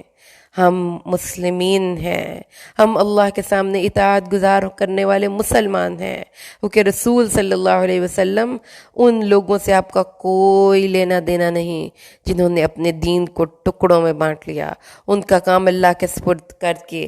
آپ یہ دیکھیں نا، آج کے دور کی آیت ہے یہ، لوگ کہتے ہیں کہ ہم زیادہ ہدایت پر۔ اللہ نے فرمایا ان کا آپ سے کوئی لینا دینا نہیں، اور جو کوئی اچھائی کرے گا تو اس کے لیے اس سے 10 سے ملٹیپلائی کر دیا جائے گا۔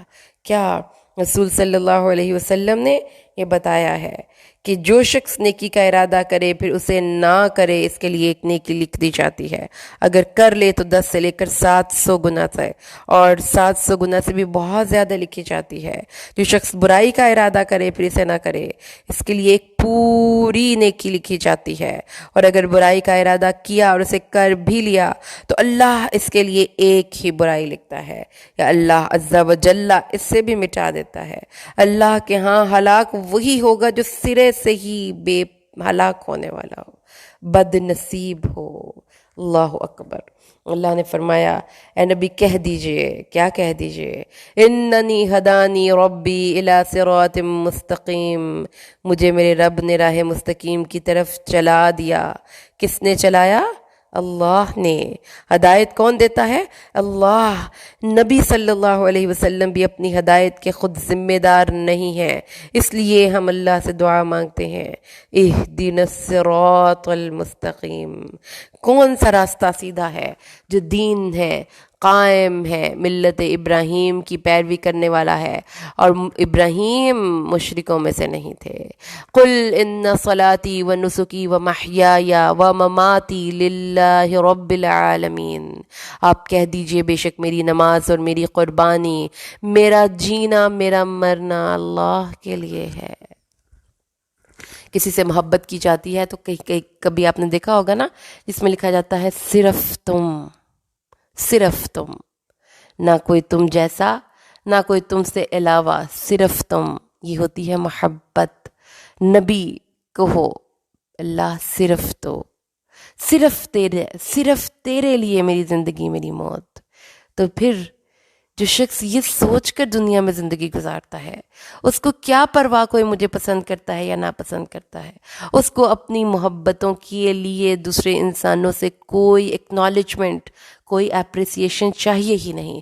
تو یہ مقام جس انسان کو ملتا ہے نا زندگی میں کہ ان صلاتی و نسکی و محیای و مماتی، وہ ہے جو اللہ کے قریب ہو گیا، وہ ہے جس کو دنیا میں وہ مل گیا جو اللہ نے اپنے نبی کو دے دیا۔ لا شریک لہ بذالک امرت، اس کا کوئی شریک نہیں، اور مجھے حکم یہ دیا گیا ہے میں سب سے پہلا مسلمان ہو جاؤں۔ اے نبی کہہ دیجئے کیا میں اللہ کو چھوڑ کر رب تلاش کروں جس نے ہر چیز کو پالا، اور لا تکسب کل نفس، کوئی جان کسی دوسرے جان کی کمائی کا بوجھ اٹھانے والی نہیں ہے، ہر کوئی اپنے گناہوں کا بوجھ خود اٹھاتے ہوئے قیامت کے دن اللہ کے پاس جائے گا۔ پھر تمہیں تمہارے رب کی طرف لوٹ کر جانا ہے، وہ تمہیں بتائے گا جو تم عمل کرتے تھے۔ وہ ذات ہے جس نے تمہیں زمین میں ایک دوسرے کے بعد یکے بعد دیگرے بنایا، ایک مرتا ہے اس کی جگہ پر دوسرا آ جاتا ہے، تمہیں بعض کو بعض پر درجوں میں بلند کیا۔ کیوں کیا؟ کوئی چپڑاسی ہے تو کوئی CEO ہے، دونوں کی آزمائش ہے تاکہ تمہیں آزمائے وہ چیزیں جو اس نے تمہیں دی ہیں۔ اگر آج آپ کے ہاتھ میں کسی انسان کی نوکری کے کاغذات ہیں، کسی کے آپ کے ہاتھ میں کسی کی تنخواہ ہے، تو یہ نہ سمجھیں کہ who the hell are you، تمہیں میں کیا سمجھتا ہوں، تمہاری آزمائش ہو رہی ہے، تمہیں دے کر اللہ آزما رہا ہے، کسی کو نہ دے کر آزما رہا ہے۔ ہر دو شخصوں کی آزمائش ہو رہی ہے، جس کے ہاتھ میں اختیار ہے اس کی زیادہ بڑی آزمائش ہے۔ اللہ نے فرمایا یہ درجے ہیں جو اللہ نے بلند کیے، اور تمہارا رب بہت جلد سزا دینے والا، یقیناً وہ بہت بخشنے والا، بہت مہربان ہے۔ سورۃ الاعراف قرآن حکیم کی 7ویں سورہ مبارکہ ہے جی، اور یہ سورہ مبارکہ بھی مکی سورہ مبارکہ ہے۔ اس میں اس کا جو نزول کا وقت ہے وہ تقریباً رسول صلی اللہ علیہ وسلم کے مکی دور کا اینڈ ہے، جس ٹائم پیریڈ میں سورۃ الانعام نازل ہوئی تھی۔ تو اس لیے پھر اس کا جو بیسک مرکزی عقیدہ یا مرکزی مضمون ہے وہ ہے رسالت، ٹھیک ہے۔ جو پہلی سورہ تھی نا سورۃ الانعام، اس کا بیسک جو مرکزی مضمون تھا وہ تھا توحید۔ اس میں بیسک جو مضمون ہوگا وہ ہوگا رسالت، کہ اللہ تعالیٰ کو ایک ماننے کے باوجود ہدایت ان لوگوں کو نہیں ملتی جو رسولوں کی بات نہیں مانتے۔ تو رسالت کا وجوب، رسول کیوں دنیا میں آتے ہیں، اور رسولوں سے ان کی بات کو نہ ماننے کا نقصان کیا ہوتا ہے، پھر اس کے بارے میں گزشتہ اقوام کے کچھ واقعات کا ذکر کیا جائے گا، تاکہ یہ بتایا جائے کہ اگر تم نے اپنی نبی صلی اللہ علیہ وسلم کے مقابلے میں ایسی ہی روش اختیار کی جیسے کہ پہلی قوموں نے اختیار کی تھی، تو پھر تمہارا انجام بھی ان سے کوئی مختلف نہیں ہوگا۔ ہم پڑھنا شروع کرتے ہیں۔ جو اسباق آج کے لیسن میں انکلوڈ ہیں سورۃ اعراف کی آیت نمبر 1 سے آیت نمبر 34 تک، سبق نمبر 3 نصف سے ثلاث تک۔ اعوذ باللہ من الشیطان الرجیم، بسم اللہ الرحمن الرحیم۔ الف لام میم صاد، ایک کتاب ہے جو آپ کی طرف نازل کی گئی، کتاب انزل الیک فلا یکن فی صدرک حرج من لتنذر به وذکری للمؤمنین۔ یہ ایک کتاب ہے جو نازل کی ہے، کس کی طرف سے؟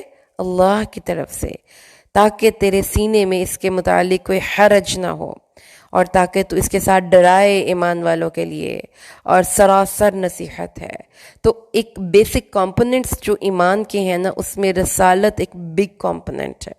اگر انسان خالی اللہ کو اپنا رب مان لے اور کہے کہ مجھے کسی نبی یا کسی کتاب کی ضرورت نہیں، تو اس کو ہدایت نہیں مل سکتی، کیونکہ اللہ نے اپنی پسند یا ناپسند نبیوں کے ذریعے دنیا میں بھیجی ہے۔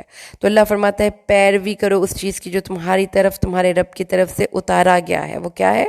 یعنی یہ کتاب، یہ شریعت، اور اس کے علاوہ کسی کی بھی پیروی نہ کرو، تم تھوڑے ہی نصیحت قبول کرتے ہو۔ تو ٹھیک ہے جی، تو آپ نے یہ دیکھا کہ اس کتاب کا جو کہ مرکزی مضمون رسالت ہے، تو اس لیے اس کا سٹائل آغاز کا بھی کتاب سے ہوا ہے، کیونکہ رسالت اور کتاب کا آپس میں بڑا گہرا چولی دامن کا ساتھ ہے۔ they are hands in gloves with۔ تو آگے اللہ تعالیٰ فرماتا ہے کتنی ہی بستیوں کو ہم نے ہلاک کیا، تو ان کے پاس ہمارا عذاب دن کو آیا یا دوپہر کو آیا۔ کیوں ہلاک کیا؟ ایسے ہی ہلاک کر دیا اللہ تعالیٰ نے، بس وہ لیٹے ہوئے تھے ہلاک کر دیا؟ کیا ہوا تھا؟ ان کی اس روش، ان کے اس ایٹیٹیوڈ کی وجہ سے کہ وہ نبیوں کو امپورٹنس نہیں دیتے تھے۔ تو جب ان کے پاس ہمارا عذاب آیا تو پھر انہوں نے کیا کہا؟ اللہ کی قسم ہم ہی ظالم تھے۔ ان کی یہی پکار تھی۔ تو اللہ تعالیٰ نے فرمایا کہ ہم ضرور ان سے پوچھیں گے جن کی طرف ان کو بھیجا گیا، یعنی کہ جو ان کے قوم کے لوگ تھے، وَلَنَسْأَلَنَّ الْمُرْسَلِينَ، اور ان سے بھی پوچھیں گے جو کہ بھیجے گئے تھے۔ تو دونوں سے سوال اور جواب پوچھا جائے گا، جیسے کہ قرآن میں ایک اور مقام پر بھی آپ نے پڑھا ہے کہ ہم امت مسلمہ بھی گواہ ہوں گے۔ تو وہ باقاعدہ ایک عدالت لگے گی، وہاں پر باقاعدہ گواہیاں ہوں گی، وہاں پہ باقاعدہ مقدمے چلیں گے، وہاں پہ باقاعدہ لوگوں کو کھڑا کیا جائے گا، وہاں پہ پورے کے پورے جو ہے فیصلے ہوں گے۔ یہ ایک عدالت کا سین ہے۔ تو اس لیے اللہ تعالیٰ نے فرمایا ہم ان پر اپنے علم سے سارے قصے کھول کھول کر بیان کر دیں گے، تو سب کے فیصلے ہو جائیں گے، اور ہم کوئی غائب نہیں تھے۔ جو جب تم کر رہے تھے نا، تو کوئی مان رہا ہے کوئی نہیں مان رہا، پھر پورے کے پورے مقدموں کے فیصلے ہوں گے۔ اور پھر اس دن کیا ہوگا؟ ایک تو آپس میں لڑائیوں کے فیصلے ہوں گے نا، پھر ان کے اپنے عملوں کے بھی آپس میں ان کا کمپیریٹیو سٹڈی ہوگی، ان کا کمپیریزن کیا جائے گا، ایک میزان رکھا جائے گا جس میں ایک طرف نیکیاں رکھی جائیں گی، ایک طرف برائیاں رکھی جائیں گی۔ تو جو قرآن ہے، قرآن والا جو ایک سوچ ہے وہ یہ ہے کہ پرفیکٹ کوئی بھی انسان نہیں ہے۔ قرآن کہتا ہے کہ جب کوئی برائی ہو جاتی ہے تو اس کو نلیفائی کر دیا کرو اچھائی سے، یعنی کہ اگر آپ اس کانسیپٹ کو سمجھ لینا تو آپ کو زندگی میں پاس ہونا کوئی اتنا مشکل نہیں رہے گا، کیونکہ کوئی ایک برائی ہوتی ہے نا تو اس کے ساتھ ہی اچھائی کر دینا تو وہ میزان میں اس برائی کو بیلنس کر دے گی۔ مثلا اگر آپ نے کسی کو تھپڑ مار دیا تو اس کے ساتھ ہی اگر آپ کو احساس ہو گیا تو آپ فوراً اس کو کوئی گفٹ دے دیں، اس کے ساتھ کوئی اچھی بات کر دیں، اس کو کوئی ایسی چیز دے دیں کہ جو آپ کی طرف سے اس کی ذات پر احسان ہو، تو کیا ہوگا؟ وہ برائی اس کو میزان میں اچھائی بیلنس کر دے گی۔ تو یہ ہے، اس کانسیپٹ کو سمجھیے۔ اور اس کے علاوہ حدیث میں آتا ہے کہ کچھ ایسے اذکار یا کلمات ہیں جو آپ اپنی زبان سے ادا کر دیں تو آپ کو میزان میں وہ بہت بھاری نیکی کے طور پر آپ کو نظر آئیں گے، ان کی ایک شکل بن جائے گی۔ ابھی تو ایبسٹریکٹ چیزیں ہیں نا، لیکن وہاں پہ کانکریٹ فارم میں وہ آئیں گے۔ سبحان اللہ و بحمدہ سبحان اللہ العظیم، یہ الفاظ ہیں جن کے بارے میں حدیث میں آتا ہے کہ یہ زبان پہ تو بہت لائٹ ہیں لیکن یہ میزان میں بہت بھاری کلمات ہیں۔ اور پھر اس کے بعد لا الہ الا اللہ کے بارے میں ایک حدیث میں آتا ہے کہ ایک شخص کے نیکیوں کے کوئی 99 اس کے رجسٹرز ہوں گے بڑے بڑے برائیوں کے، اور ایک رجسٹر اتنا بڑا ہوگا جتنا زمین سے لے کر آسمان تک، تو اس میں وہ ان کا جو وزن ہے وہ کم ہو جائے گا لا الہ الا اللہ کے سامنے۔ اور حضرت موسیٰ کو اللہ نے کہا تھا کہ لا الہ الا اللہ میزان کے ایک پلڑے میں رکھ دیا جائے اور دوسرے پلڑے میں زمین و آسمان کو رکھ دیا جائے تو لا الہ الا اللہ کا وزن بھاری ہو جائے گا۔ تو یہ بہت بڑی نیکی ہے۔ اس کے بعد صدقہ خیرات کرنا، خاص طور پر رسول صلی اللہ علیہ وسلم نے فرمایا کہ جب آپ عید الفطر پہ قربانی کرتے ہیں تو اس کے جانور اپنے کھر، سینگوں، ایون کے مینگنوں سمیت تولے جائیں گے۔ پھر اس کے علاوہ ایک اور حدیث میں آتا ہے کہ رسول صلی اللہ علیہ وسلم نے فرمایا ہے کہ حسن اخلاق سے بڑھ کر کوئی نیکی میزان عمل میں بھاری نہیں ہے۔ تو اس سے پتہ یہ چلتا ہے کہ عملوں کی بھی فارمز بنا دی جائیں گے اور پھر اس کے بعد ان کو تولا جائے گا. تو جن کے وزن بھاری ہو جائیں گے وہ من ثقلت موازین ہو تو یہ لوگ کامیاب ہونے والے ہیں. ٹھیک ہے جی. تو اس وقت کو ذرا امیجن کیجئے, عدالت, اللہ, فرشتے سارے کے سارے صف باندھ کے کھڑے ہوئے ہیں, مجرموں کو لایا جا رہا ہے, ان کی قوموں نبیوں کو کھڑا کیا جا رہا ہے. رسالت کی یہ اہمیت ہے. نبی کا انکار کرنے کے بعد اللہ اس قوم کو کھڑا کر کے پوچھے گا, ہاں جی جو رسولوں نے پیغام دیا تھا برحق اور سچ تھا, مانا کیوں نہیں مانا؟ بتاؤ ذرا, میری بات کو جھٹلایا. تو کتاب اور رسولوں کا کنیکشن ہے, یہ انسانوں کی نفسیات کے مطابق اصول آسمانوں سے نکل اترتے ہیں. تو جس کے وزن ہلکے ہو گئے, تو یہ ایک اور مقام پر قرآن میں اللہ نے فرمایا ہے نا, ایک نیکی ملٹی پلائڈ بائی 10 اور برائی ایک ایک. تو جو شخص اتنے بڑے آفر کے باوجود یعنی برائیاں ہی کرتا چلا گیا, نیکیاں کی ہی نہیں, تو دوزخی ہوگا. ادروائز تو ہیت پہ کام کیا ہوا ہے نا, نیکیاں کی ہوئی ہیں. اب یہ چیز ذہن میں رکھیے کہ نیکیوں کو سنبھال کے رکھنے کے لیے آپ کے عقیدے میں, بیسک عقیدے میں اللہ کی ذات کو ماننا ضروری ہے اور اس کی توحید پہ کام کرنا ضروری ہے. تو اگر نہیں تو پھر ساری نیکیوں کو اللہ تعالیٰ بالکل پرواہ نہیں کرے گا, کیونکہ ایکسیپٹ تو اللہ نے کرنی ہے نا. اگر اللہ تعالیٰ کہ میں نے نہیں ماننی, میں نے ایکسیپٹ ہی نہیں کی, جس کے لیے جاؤ یہ اتنی تھوڑی سی بھی عبادت کی ہے نا, آپ کہتے ہیں نا کہ ہم سب کچھ اللہ سے مانگتے ہیں, ہم کبھی جا کر کسی کے مزار پر ایک دن کے لیے دعا کر دیتے ہیں تو کیا ہوتا ہے؟ تو اللہ تعالیٰ پتہ کیا کہتا ہے, یہ تم نے 99 روپے کی چیز میرے لیے لی تھی, 1 روپیہ بھی اس کو کیوں دیا؟ جس کے لیے 1 روپیہ دیا ہے نا, یہ جاؤ 99 روپے بھی اس کو دے دو, میں نے قبول نہیں کرنی, جاؤ یہاں سے. یہ اللہ کو غیرت آتی ہے. اللہ تعالیٰ نے تمہیں زمین میں ٹھہرایا, اس میں تمہارے سبب معیشت پیدا کیا, اللہ تعالیٰ کے پھر بھی شکر گزار نہیں. ہاں جی. اب سورۃ اعراف میں ایک اور ڈائمنشن میں آدم اور حوا کا قصہ بیان ہوگا. ہم پہلے سپارے میں یہ قصہ پڑھ کے آئے ہیں, اس کو اسی طریقے سے اسی کانٹیکٹ, لیکن یہ اس کی ڈائمنشن چینج ہو گئی ہے. یہ ڈائمنشن اس صورت میں اب ہم پڑھ کے پھر سمجھتے ہیں. ہم نے پیدا کیا تمہیں, پھر ہم نے تمہاری صورت گری کی, پھر ہم نے کہا فرشتوں سے کہ آدم کو سجدہ کرو. اور پھر یہ اس سے پیچھے کا واقعہ تو ہم نے سورۃ البقرہ میں پڑھا نا, کہ فرشتوں نے اعتراض کیا, اللہ نے علم سکھایا, علم کے ذریعے اللہ تعالیٰ نے فرشتوں پر آدم کی برتری واضح کر دی. وہ سارا قصہ یہاں سے اومٹ ہے. اللہ تعالیٰ نے بات یہاں سے شروع کی کہ آدم کو پیدا کیا اور ہم نے فرشتوں سے کہا آدم کو سجدہ کرو. سب نے سجدہ کیا سوائے ابلیس کے, وہ سجدہ کرنے والوں کے ساتھ شامل نہ ہوا. اب اللہ تعالیٰ نے فرشتوں سے اس آدم سے بڑے آرام سے پوچھا, آدم شیطان سے, تم کو کس چیز نے روکا اس کو سجدہ کرنے سے؟ اب جواب اس کا کیا ہے؟ انا خیر منہ, میں اس سے بہتر ہوں. پہلا جو ایک راستہ تھا نا, کسی انسان کی زوال کا جو پہلا راستہ ہے, اس کے اندر کی یہ سوچ ہے کہ میں تو بڑی کوئی چیز بن گیا ہوں. اللہ کو یہ تکبر پسند ہی نہیں. کوئی انسان جس کے ذہن میں یہ سوچ آ جاتی ہے نا کہ میں انسانوں سے بہتر ہوں, تکبر, تو اللہ تعالیٰ کو وہ چیز پسند ہی نہیں. کیا اچھا تکبر کیوں ہے؟ تم اس سے کیسے بہتر ہو؟ تو نے مجھے آگ سے بنایا, اس کو مٹی سے بنایا. اب یہ فالس لاجک ہے, کوئی تک نہیں اس لاجک کے. اس کو سائنس پروف کرتی ہے نا, اس کو کوئی دلیل پروف کرتی ہے, تو سمجھ لیجئے کہ جو سپیریئرٹی کمپلیکس رکھنے والا بندہ ہے نا, وہ بیس لیس سپیریئرٹی کمپلیکس میں مبتلا ہوتا ہے. اللہ کو تکبر سجتا ہے, کیوں؟ اس کے پاس وجہ ہے تکبر کرنے کی. اس کے علاوہ کسی مخلوق کو تکبر سوٹ نہیں کرتا, کہ اس کو تکبر کرنے کی اس کے پاس کوئی وجہ نہیں ہے. اللہ تعالیٰ نے اسے کہا یہاں سے نکل جاؤ. تکبر تو تجھے سوٹ سے, تیرے لیے تو لائق ہی نہیں تھا, تو کیسے بہتر ہو گیا آدم سے؟ نکل یہاں سے, ذلیل ہو کر نکل. تکبر کا پھر یہ نتیجہ نکلتا ہے. رسول صلی اللہ علیہ وسلم نے فرمایا, اللہ نے فرمایا کبریائی میری رضا ہے اور عزت میری اظہار ہے. جو ان میں سے کسی ایک کو بھی مجھ سے چھیننے کی کوشش کرے گا میں اسے آگ میں پھینکوں گا. تکبر اور جنت یہ تو نہیں ہو سکتا. نکل یہاں سے.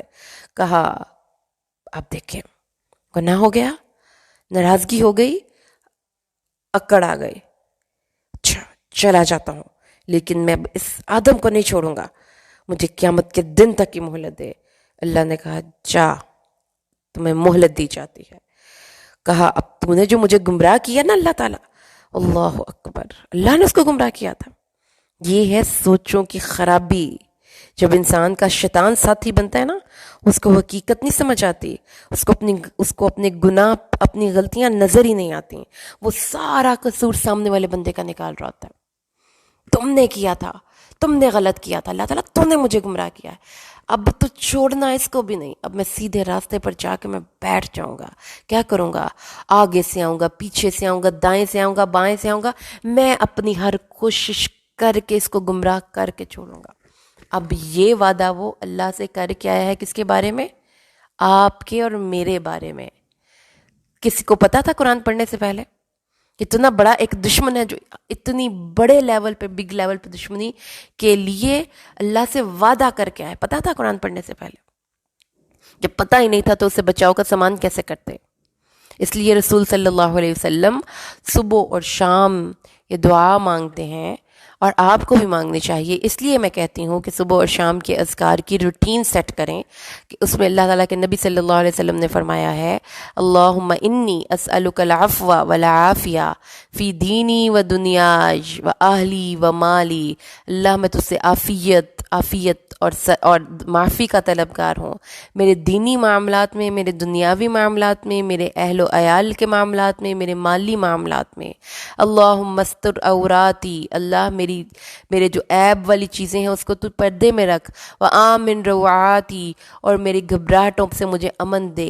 اللہم احفظنی من بین یدی ومن خلفی، شیطان کہہ رہا تھا نا آگے سے پیچھے سے آؤں گا، تو اللہ کے نبی نے بتا دیا بھائی خود تو نہیں بچ سکتے، اس لیے اللہ سے دعا مانگو، اللہ مجھے آگے سے حفاظت کر، میرے پیچھے سے حفاظت کر، میرے دائیں سے حفاظت کر، میرے بائیں سے حفاظت کر۔ یہی 4 جیتیں تھیں نا، اب رسول نے 2 جیتوں کا اضافہ کیا ہے، اوپر سے بھی حفاظت کر، نیچے سے بھی حفاظت کر۔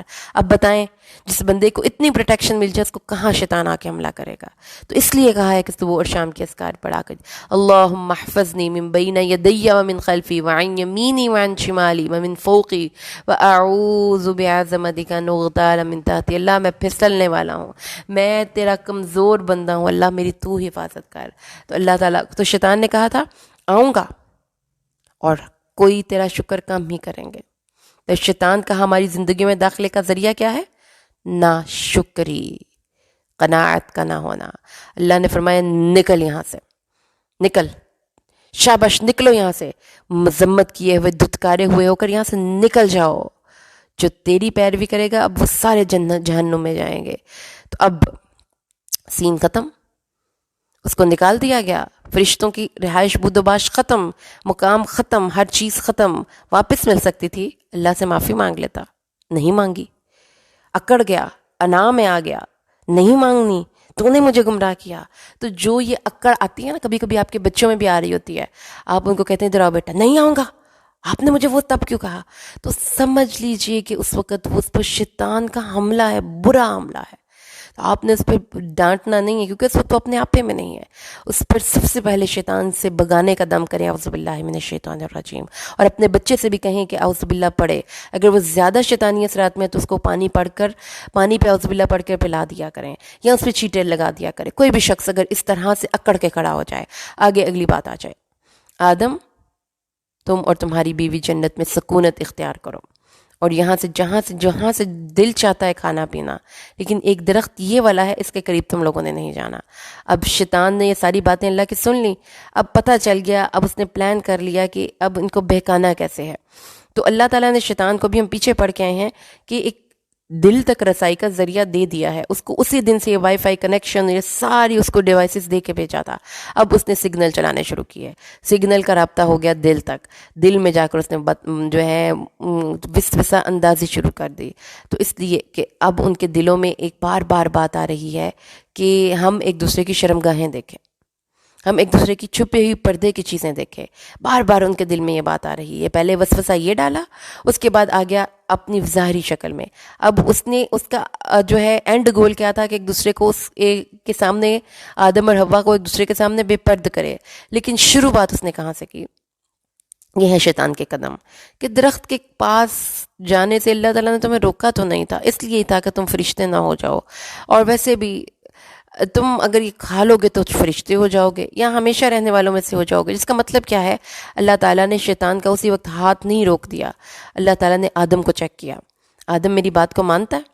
اب ان دونوں نے قسمیں کھائیں، اللہ قسم کھا کھا کر اس کو یقین دلایا کہ دیکھو میرا کیا جانا ہے، تم لوگوں نے جنت میں رہنا ہے، اس کے پھلوں سے فائدہ اٹھانا ہے، میں تو تمہارا خیر خواہ ہوں. اب اس کی اتنی مزے کی انٹائسنگ باتیں تھیں کہ آدم اور حوا اس کی فریب میں آ گئے. اب اس درخت کا پھل کھا لیا. اب وہ درخت کیا تھا اللہ عالم.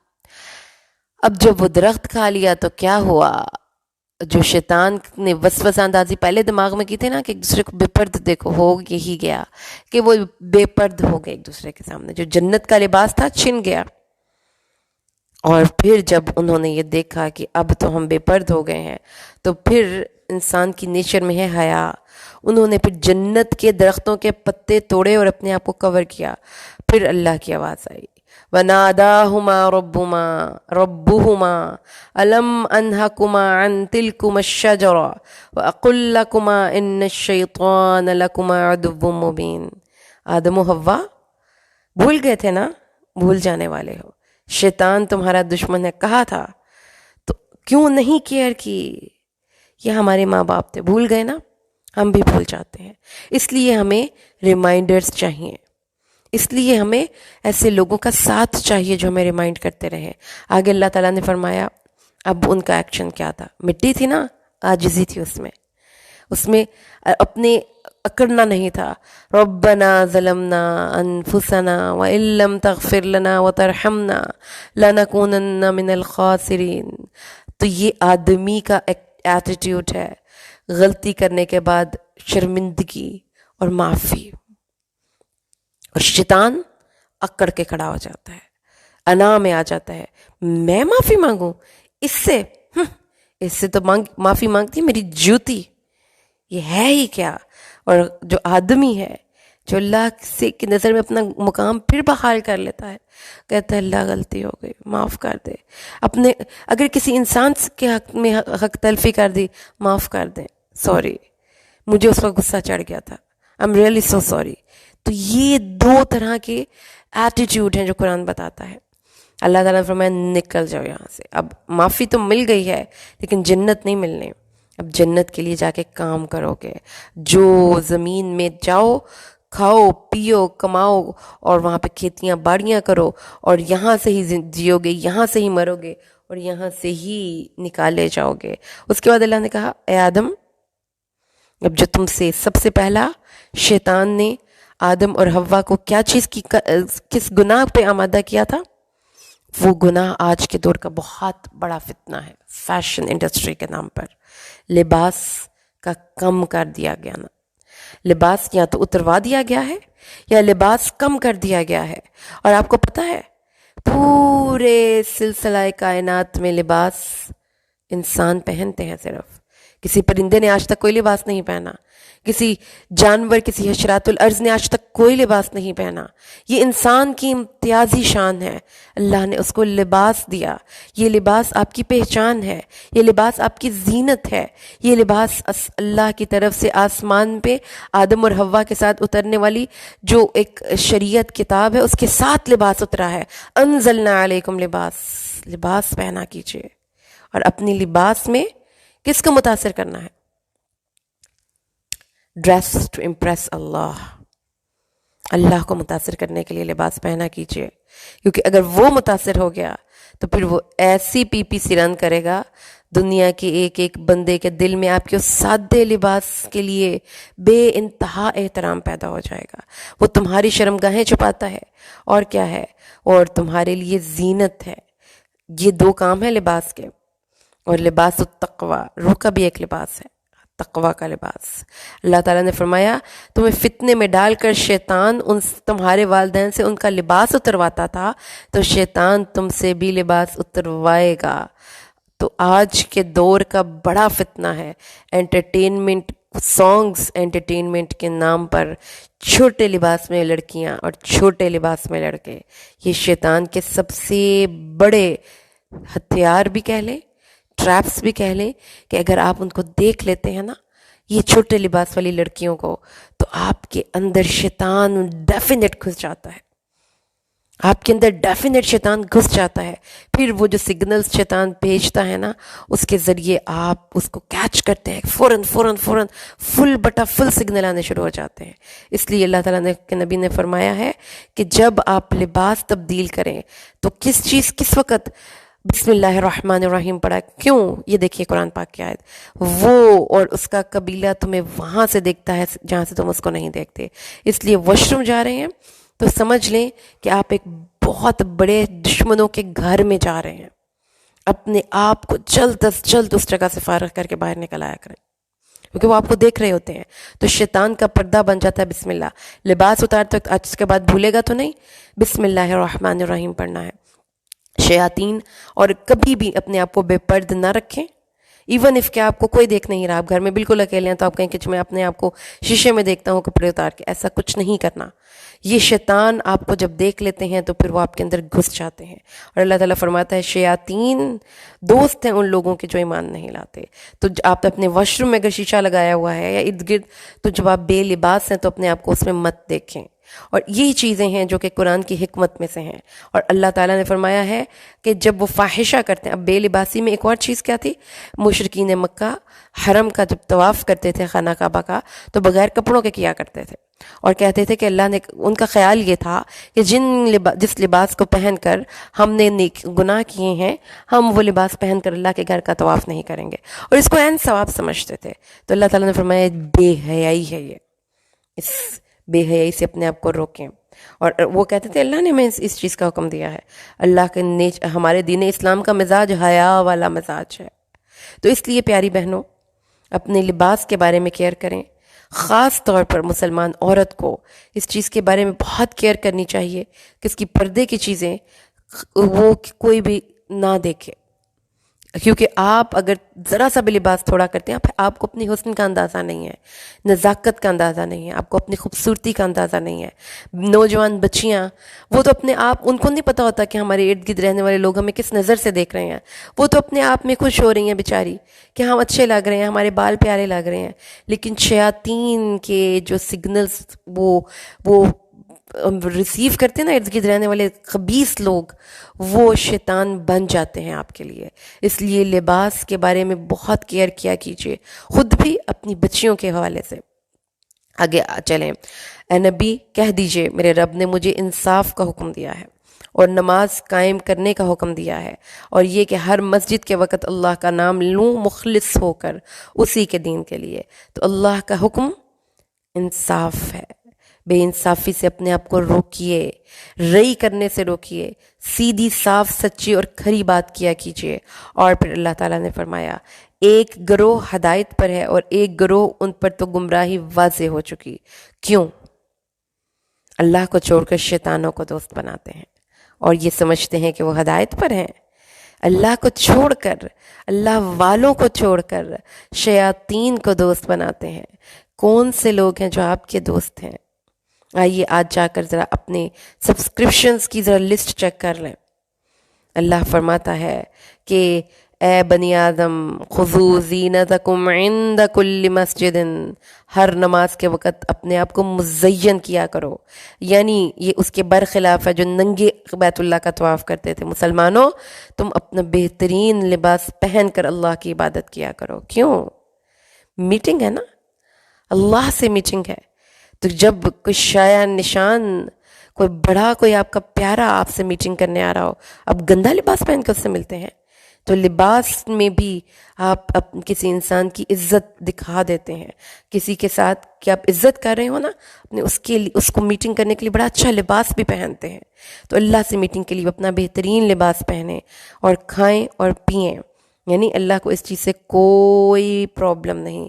آپ اچھا لباس پہنیں، آپ اچھا کھائیں، آپ اچھا پئیں. مسئلہ کیا ہے؟ لباس میں اسراف نہ ہو، کھانے پینے میں اسراف نہ ہو.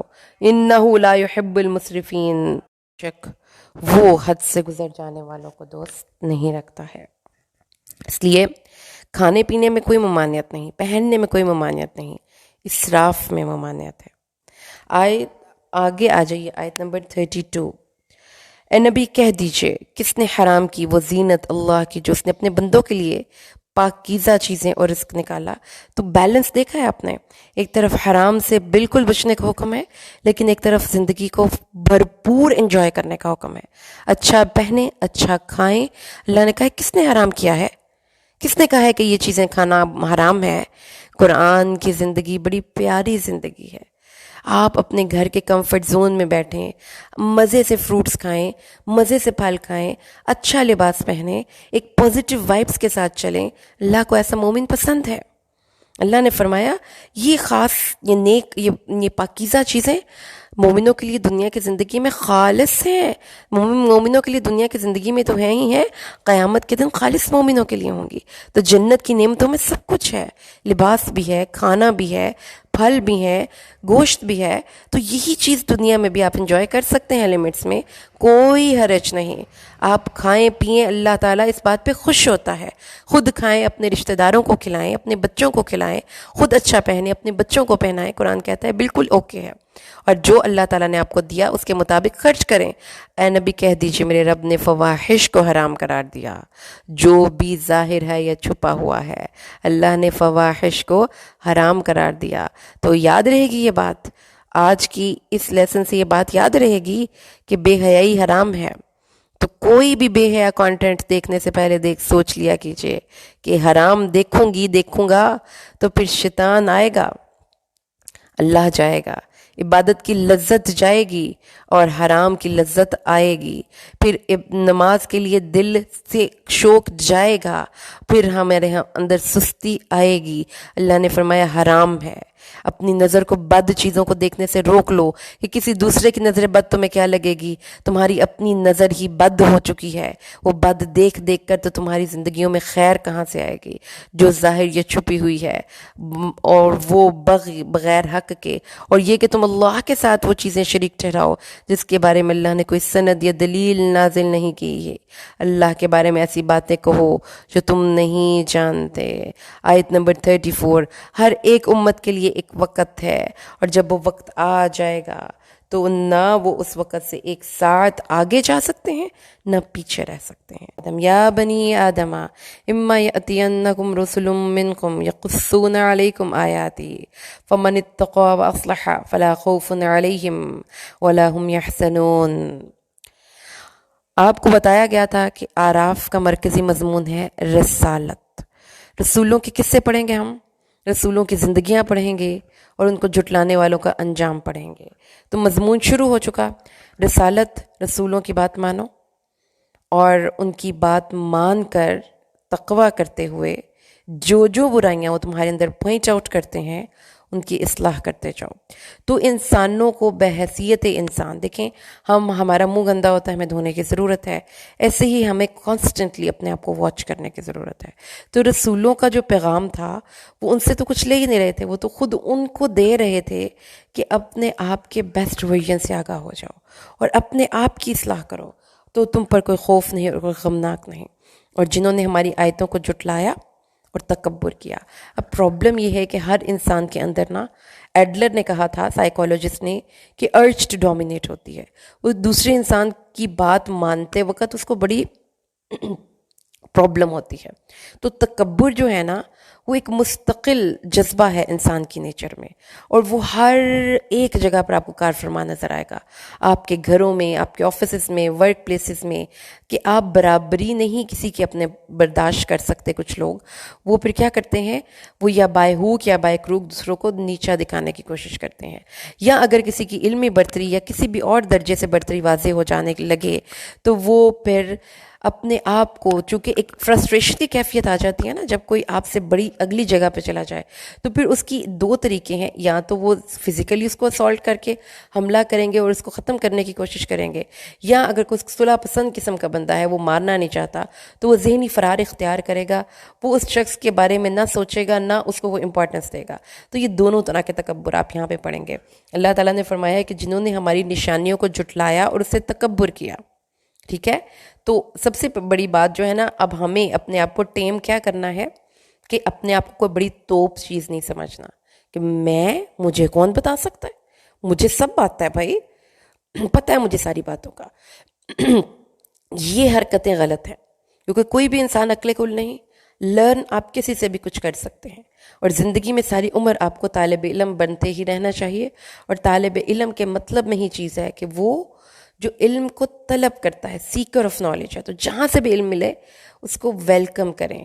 اور اس کے لیے کوئی خاص ایک اپنی مطلب کچھ لوگوں کو میں نے دیکھا ہے کہ علم کے حصول کے لیے وہ ایک خاص چینل پہ بہت فوکس کرتے ہیں، جس میں شخصیت پرستی آ جاتی ہے کہ جی میں فلاں استاد کی ٹیچر اسٹوڈنٹ ہوں، اب میں اس کے ہی ساری باتیں سنوں گی. ظاہر ہے کہ وہ ایک وزڈم میں بہت آگے نکل گئے ہم سے، لیکن بہرحال ایک انسان کی سوچ ایک ہی زاویے پر سوچ سکتا ہے انسان کا دماغ. لہٰذا ویریس سورسز سے نالج لیا کیجیے. کبھی کبھی آپ کسی اور کو بھی سنا کیجیے. اگر آپ صرف لسننگ کی بات کرتے ہیں، پڑھنے کے حوالے سے بھی آپ اپنے مطالعے کو وسیع کریں، اور نہ تکبر کرنا ہے، نہ کسی کو اپنا بس سٹک کر لینا ہے، یعنی کہ فلیکسیبلٹی آپ کے کردار میں ہونی چاہیے. اچھا جی، ہم نے آگے اللہ تعالیٰ نے فرمایا کہ اللہ تعالیٰ کی نشانیاں آئیں، انہوں نے اس کو جھٹلایا. ان کے پاس ہمارے رسول آئے، انہوں نے اس کو جھٹلایا. تو اب یہ جھٹلانا ان کا نقصان کیا ہوگا کہ اللہ تعالیٰ کے پھر فرشتے آ کر ان کو موت کے وقت ڈانٹیں گے کہ رسولوں، ایک تو تم نے تکبر کیا، ایک تم نے شرک کیا، اور پھر تم نے رسولوں کو جھٹلایا. تو یہ چارج شیٹ ہے تمہاری.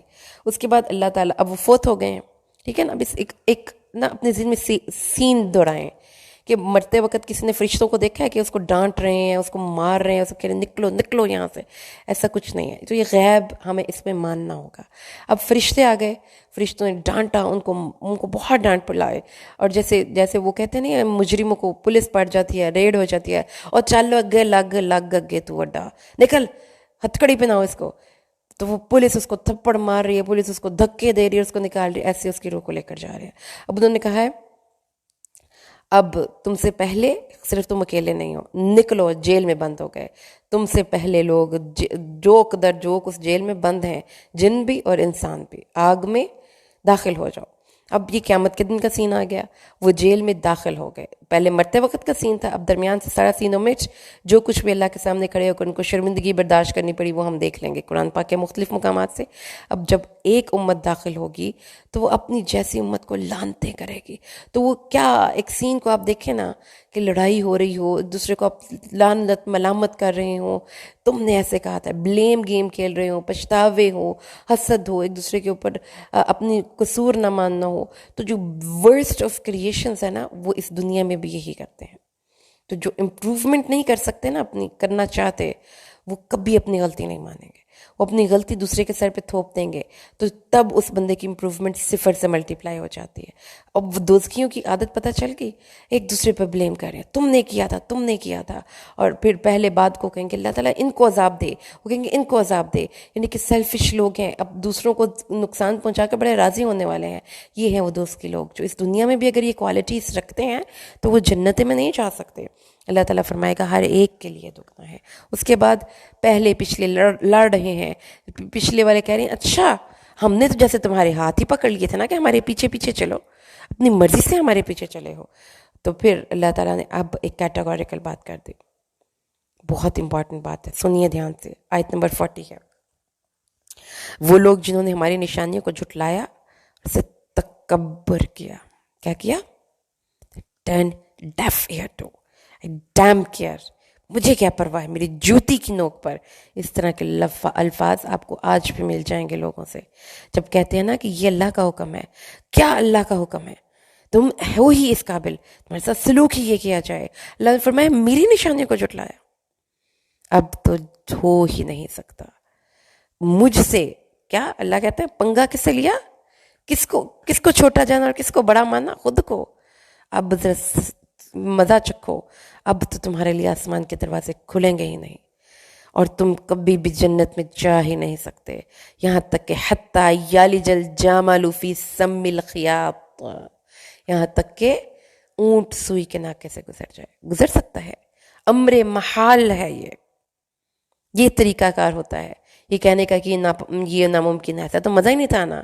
وہ ایک پورا سین آنکھوں کے سامنے رکھ دیا، بھائی وہ سوئی کا ناکا ہے اور یہ بڑا اونٹ ہے، گزار کے دکھاؤ. یہ تو نہیں ممکن، یہ تو بالکل ممکن نہیں. تو پھر ایسے ہی ممکن نہیں تکبر کرنے والے لوگ جنت میں چلے جائیں. آئیے نا آج بیٹھ کر اپنا جائزہ لیں. کیا ہم تو تکبر ہے کیا دراصل؟ بار بار تکبر کا ذکر آ گیا قرآن میں. تکبر کیا ہے؟ آئیے اس لفظ کی تحقیق کریں. رسول صلی اللہ علیہ وسلم کے پاس صحابہ گئے، کہنے لگے اللہ کے نبی، ہر ایک کا دل کرتا ہے اچھا پہنے اچھا کھائے، ہم تو کیا یہ تکبر ہے؟ فرمایا نہیں، اللہ تو حسین ہے، حسن کو پسند کرتا ہے. پھر تکبر کیا ہے؟ باطر الحق وغمط الناس. حق آ گیا تو آپ نے کہا میں اور یہ ڈیم کیئر، اور انسانوں کو اپنے سے چھوٹا جاننا، حقیر جاننا. یہ بیچارے غریب، اللہ نے فرمایا ہے ان کے لیے دوزخ میں ہی اوڑھنا اور بچھونا ہوگا. یہ کیا فلم نہیں نظر آ رہی آپ کو؟ اس کی چیخیں سنیں اپنے کانوں سے، اس شخص کی چیخیں جس کو آگ لپٹ رہی ہے، وہ اس کو آگ کا بستر بنا کر دے دیا گیا ہے. اور پھر سنیں اس شخص کی چیخیں جو اپنے اور ان لوگوں کے آپس میں لڑائیاں سنیں، اور وہ جو کوسنے سنیں، ایک دوسرے کو تان و تشنی دینا سنیں. اور یہ سنیں یہ لوگ دوزخ میں کریں گے یہ سب کچھ. اللہ آگے کیا فرماتا ہے؟ اور وہ لوگ جو ایمان لائے اور نیک اعمال کیے، ہم کسی نفس کو اس کی وسعت سے زیادہ تکلیف نہیں پہنچاتے، یہ لوگ جنتی ہیں، اس میں ہمیشہ رہیں گے. اللہ تعالیٰ نے فرمایا کہ کرو، تم سے ہم نے کوئی بہت زیادہ ڈیمانڈ نہیں کیا، جتنا ہو سکتا ہے کرو، لیکن تکبر تو نہ کرو، اچھی سوچ تو رکھو، عاجزی تو اختیار کرو، باقی تھوڑا بھی کرو گے تو زیادہ ہو جائے گا. لیکن تکبر سے چل رہے ہو، اللہ سے متکا لگا رہے ہو، اس کو چیلنج کر رہے ہو، پھر نہیں داخل ہو سکتے جنت میں. اگلی آیت دیکھیے، وَنَزَعْنَا مَا فِي صُدُورِهِم مِّن غِلٍّ تَجْرِي مِن تَحْتِهِمُ الْأَنْهَارُ.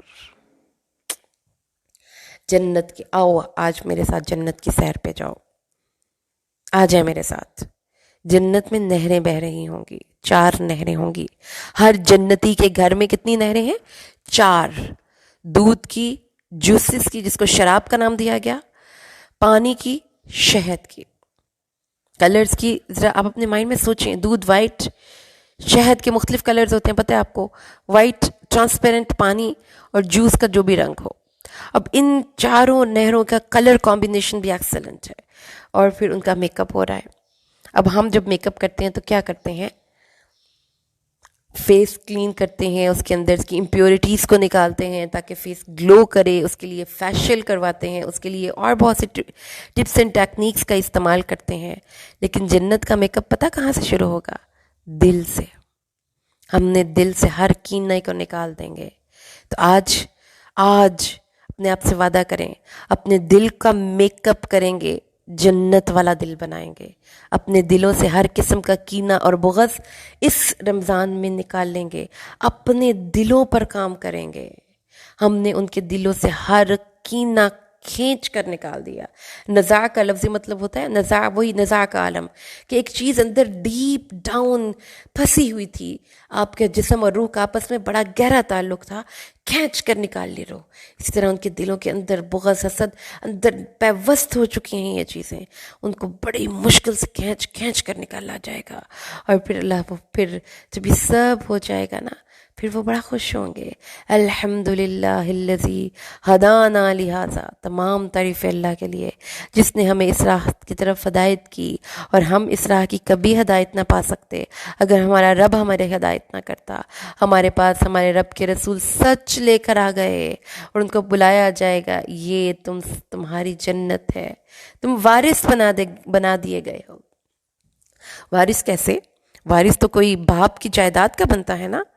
تو اللہ نے فرمایا جنت تو تھی ہی تمہاری بھائی، تم تو وارث تھے اس کے. اس وراثت کے لیے کوالیفائی کرنا چاہتے ہو تو پھر اللہ کے حکموں کو مانو، ورنہ جنت تمہاری ہے. اتنا پیارا لفظ ہے نا یہ. آپ کو جنت کے لیے ڈسکوالیفائی کیا چیز کرے گی؟ آپ کی جنت ہے، آپ کا گھر بنا دیا گیا وہاں پر. اور اب آ جائیے جنتیوں.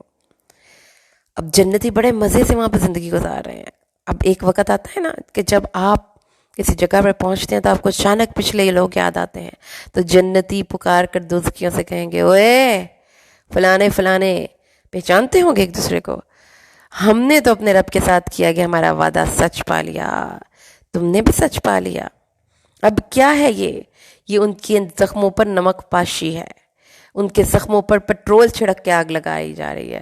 اور ہمیں تو دیکھو ذرا، ہمارے کپڑے دیکھے ہیں، یہ ہے ان کی حسرتوں پہ اضافہ ہوگا۔ تو اب ان کے جواب، ہم نے اپنے رب کا وعدہ سچا پایا، تم نے سچا پایا؟ اب ان کے پاس جواب کتنا ہے؟ جی ہاں، فَأَذَّنَ مُؤَذِّنٌ بَيْنَهُمْ اللَّعْنَةُ اللَّهِ عَلَى الظَّالِمِينَ۔ ایک پکارنے والے نے کہا اللہ کی لعنت ہے ظالموں پر۔ وہ لوگ کون ظالم؟ جو اللہ کے راستے سے روکتے ہیں اور اس میں ٹیڑھا پن تلاش کرتے ہیں اور آخرت کے منکر ہیں، اور ان دونوں کے درمیان ایک پردہ ہوگا۔ یہ قرآن ہمیں جنت کی سیر کروا رہا ہے، دوزخ کی سیر کروا رہا ہے، اور آراف پر کچھ مرد ہوں گے جو دونوں کو ان کے چہروں سے پہچانیں گے۔ تو کیا پتہ چلا؟ قیامت کے دن ہماری پہچان بھی ہوگی، جی یہ فلاں بڑی سلیبریٹی ہیں جن کو آپ جانتے ہیں نا، دنیا میں فینس فالوئنگ ہے، ان کو جا کر ادھر بھی آپ پہچانیں گے، اور جنتی، اور وہ جنتیوں کو دیکھ کر ان کو سلام کہتے ہوں گے، کیونکہ جنت میں تو عام غریب غربا لوگ جائیں گے، گمنام لوگ جائیں گے، عام سے لوگ جائیں گے۔ تو اللہ تعالیٰ وہ کہیں گے، وہ جنت میں داخل نہیں ہو رہے ہوں گے لیکن ان کو دیکھ دیکھ کر خوش ہو رہے ہوں گے ان کی نعمتیں، اور دوزخیوں سے ڈیلیبریٹلی کنی کترا رہے ہوں گے۔ ان کے فرشتوں کو کہیں گے ادھر بھی تو دیکھیے، ادھر بھی نظر کیجئے۔ تو وہ کہیں گے اللہ نہیں نہیں نہیں، ان عذابوں سے ہمیں چھٹکارا دے دیجئے۔ کون ہوگا آراف پر؟ جن کی نیکیاں اور برائیاں ٹائی پہ چلی جائیں گی، جنہوں نے ایسی نیکی کی کہ وہ جنت، وہ جہنم میں نہیں جا سکتے، لیکن کوئی ایسی واضح برائی کر دی کہ جنت میں بھی نہیں جا سکتے۔ اب ایسی نیکیوں اور بدیوں کی ٹائی والے لوگوں کو وہاں پہ بٹھا دیا جائے گا۔ صبر کرو، اب ہم تمہارا ابھی فیصلہ کیے ہی دیتے ہیں۔ اور اصحاب الاعراف کون؟ اور اصحاب الاعراف کیا کریں گے؟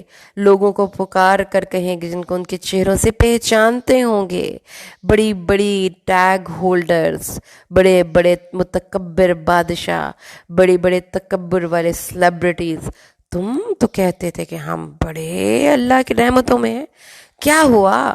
نہ تمہاری جماعت کام آئی اور نہ ہی تمہارا تکبر کام آیا۔ تو ایک چیز بار بار اس سبق میں ہم پڑھ رہے ہیں، تکبر۔ تو وہ یہی وہ لوگ تھے نا جن کے بارے میں تم بڑی سخت سخت قسمیں کہتے تھے کہ ہم تو اللہ کی رحمت کے سائے میں اور یہ غریب ہیں۔ آج دیکھو تو صحیح ان کی نعمتوں کا حال۔ تو اصحاب النار، اب بے بسی کیا ہے؟ پانی، پیاس بھی لگی ہے اور بھوک بھی لگی ہے، نہ ٹھنڈا پانی ہے نہ اچھا کھانا ہے، پانی کھولتا ہوا گرم، منہ کے قریب لے جائیں گے منہ کی جلد جل جائے گی، پیٹ کے اندر جائیں گے تو انتڑیاں کٹ کے باہر آ جائیں گے۔ اللہم لا تجعلنا برحمتک منہم۔ اب وہ بے بسی میں فرشتوں سے کہتے رہے ہوں گے، فرشتے نہیں سنتے ہوں گے، کیونکہ دوزخ کے فرشتے گونگے بہرے ہیں اور اندھے ہیں، ان کو نہیں پتہ چلتا، وہ ایک روبوٹس ہیں جو کام پر لگا دیے گئے۔ ان کو پھر جنتیوں کو کہیں گے، جنتیوں تھوڑا سا ٹھنڈا پانی اوپر سے بہا ہی دو، ہم چکھ لیں، ہم ٹھنڈے پانی کو ترس گئے، ہمیں کچھ کھانے کو دے دو، ہمیں کچھ پینے کو دے دو۔ تڑپ تڑپ کر ان سے ریکویسٹ کریں گے تو اللہ، ان کے فرشتے اور جنتی کہیں گے نہیں، یہ طعام اور خوان تم پر حرام ہے دوزخیو، تم نہیں کھا سکتے یہ۔ کون؟ جنہوں نے اپنے دین کو کھیل اور تماشا بنا دیا۔ یہ اس لفظ کو عام سا نہ سمجھیے، دین کو کھیل اور تماشا بنا دیا۔ آئیے آج اپنے دین کے نام پر لوگوں کی بدعات کو دیکھ لیجئے، اور اپنے سوشل میڈیا اور مین سٹریم میڈیا پہ لوگوں کو دین کے نام پر کھیل اور تماشے کرتے ہوئے دیکھ لیجئے، اور دنیا کی زندگی نے ان کو دھوکے میں ڈال دیا۔